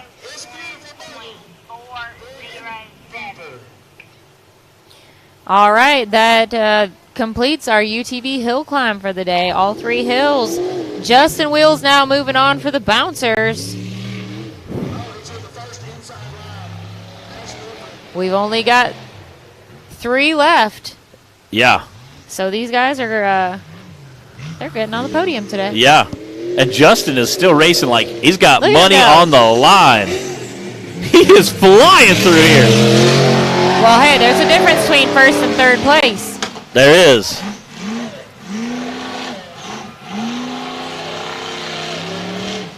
Whoa! He like picked up a tree through there. Doesn't fit through there quite as Yes. quite the same as the UTVs. Let's Yes. just acknowledge that. Justin Wills is absolutely putting it down today. He is racing full tilt.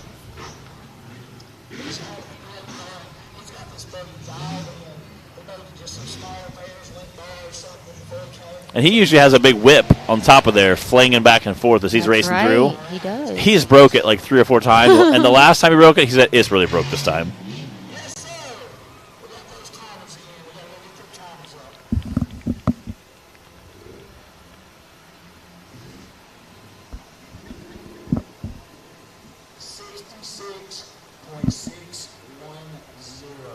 $66.610. Man, that is Justin. flying. Again, if we're looking at his first time, that's almost the same course as his first one. He ran a 61, so a little bit slower. But at the top, they do have to kind of crab walk a little bit at the top there. So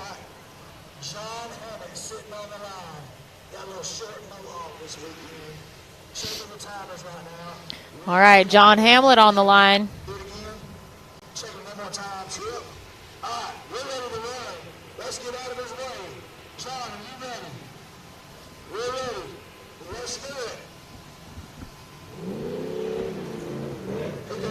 again, this is John Hamlet racing the Hitman buggy.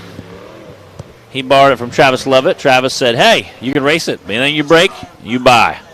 So he's gonna feel a little frisky today getting out. He's putting some good work through it, running the buggy through the paces.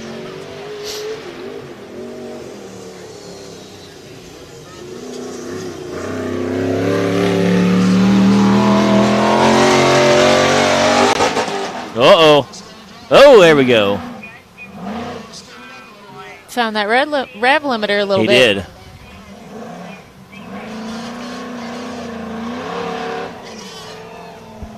did. Trying to get up there and kind of crab walk that a little bit.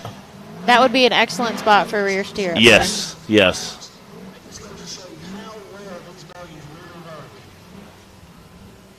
See if he can't get down the hill quick and get a good time. Jed Harper jumping back in, Ethan Martin. A couple of our racers. Either it's getting darker outside or our lights are getting brighter, one of the two. Yeah.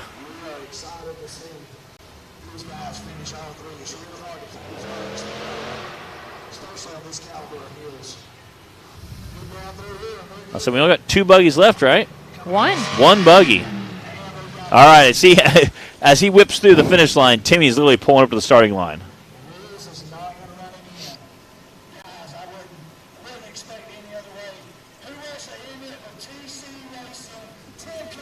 Tim Cameron pulling to the starting line.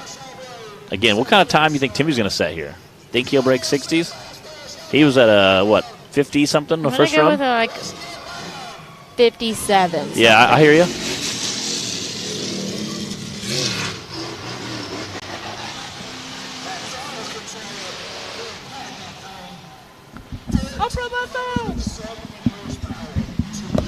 Just ripping through here.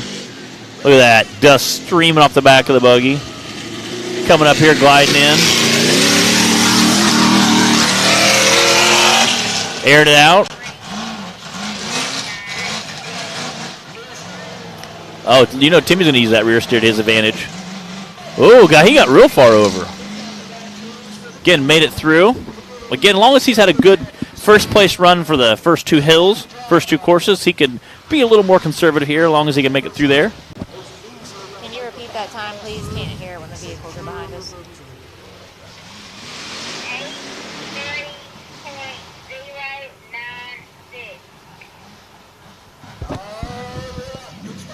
8:30.96. Awesome. Again, Timmy finishing strong there.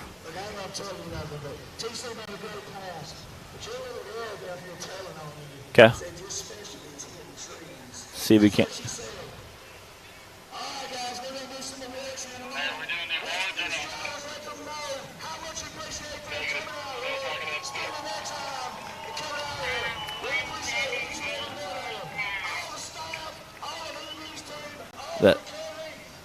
That's not right. No, she missed a digit. Can you repeat that?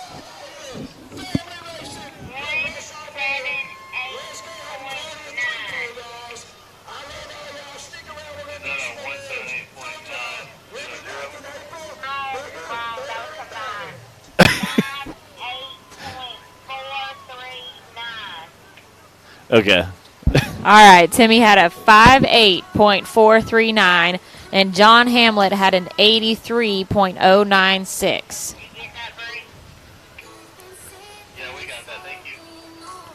All right. We'll try to get our times figured out here real quick, see if we can't give you our top three for the day. Again, don't forget us. Next week, we'll be at Dyersburg, Tennessee, at Bikini Bottoms Off-Road Park for our Southern Rock Racing Series 9th and final normal race of the season. And then we have 2 weeks, a week off, and then the next week will be our finals at Mid-America Off-Road Park in Jay, Oklahoma, which, again, will be several days of racing you're not going to miss. So don't forget to tune in for those, and we'll see if we can't get our top three set up for the day. And then, again, the fun run coming up here in a few weeks. That'll be November 6th, the fun run for the charity. Again, they'll be giving a side-by-side away, and that's a Bounty Series side-by-side. All right, guys, looks like for the bouncers, Tim Cameron took it, and then Justin Wheels and John Hamlet. Those are your top three. They survived all three hills today. Justin coming in second. Super happy for him. Yeah. And John, how about that? Hopping in a rental, coming in third place.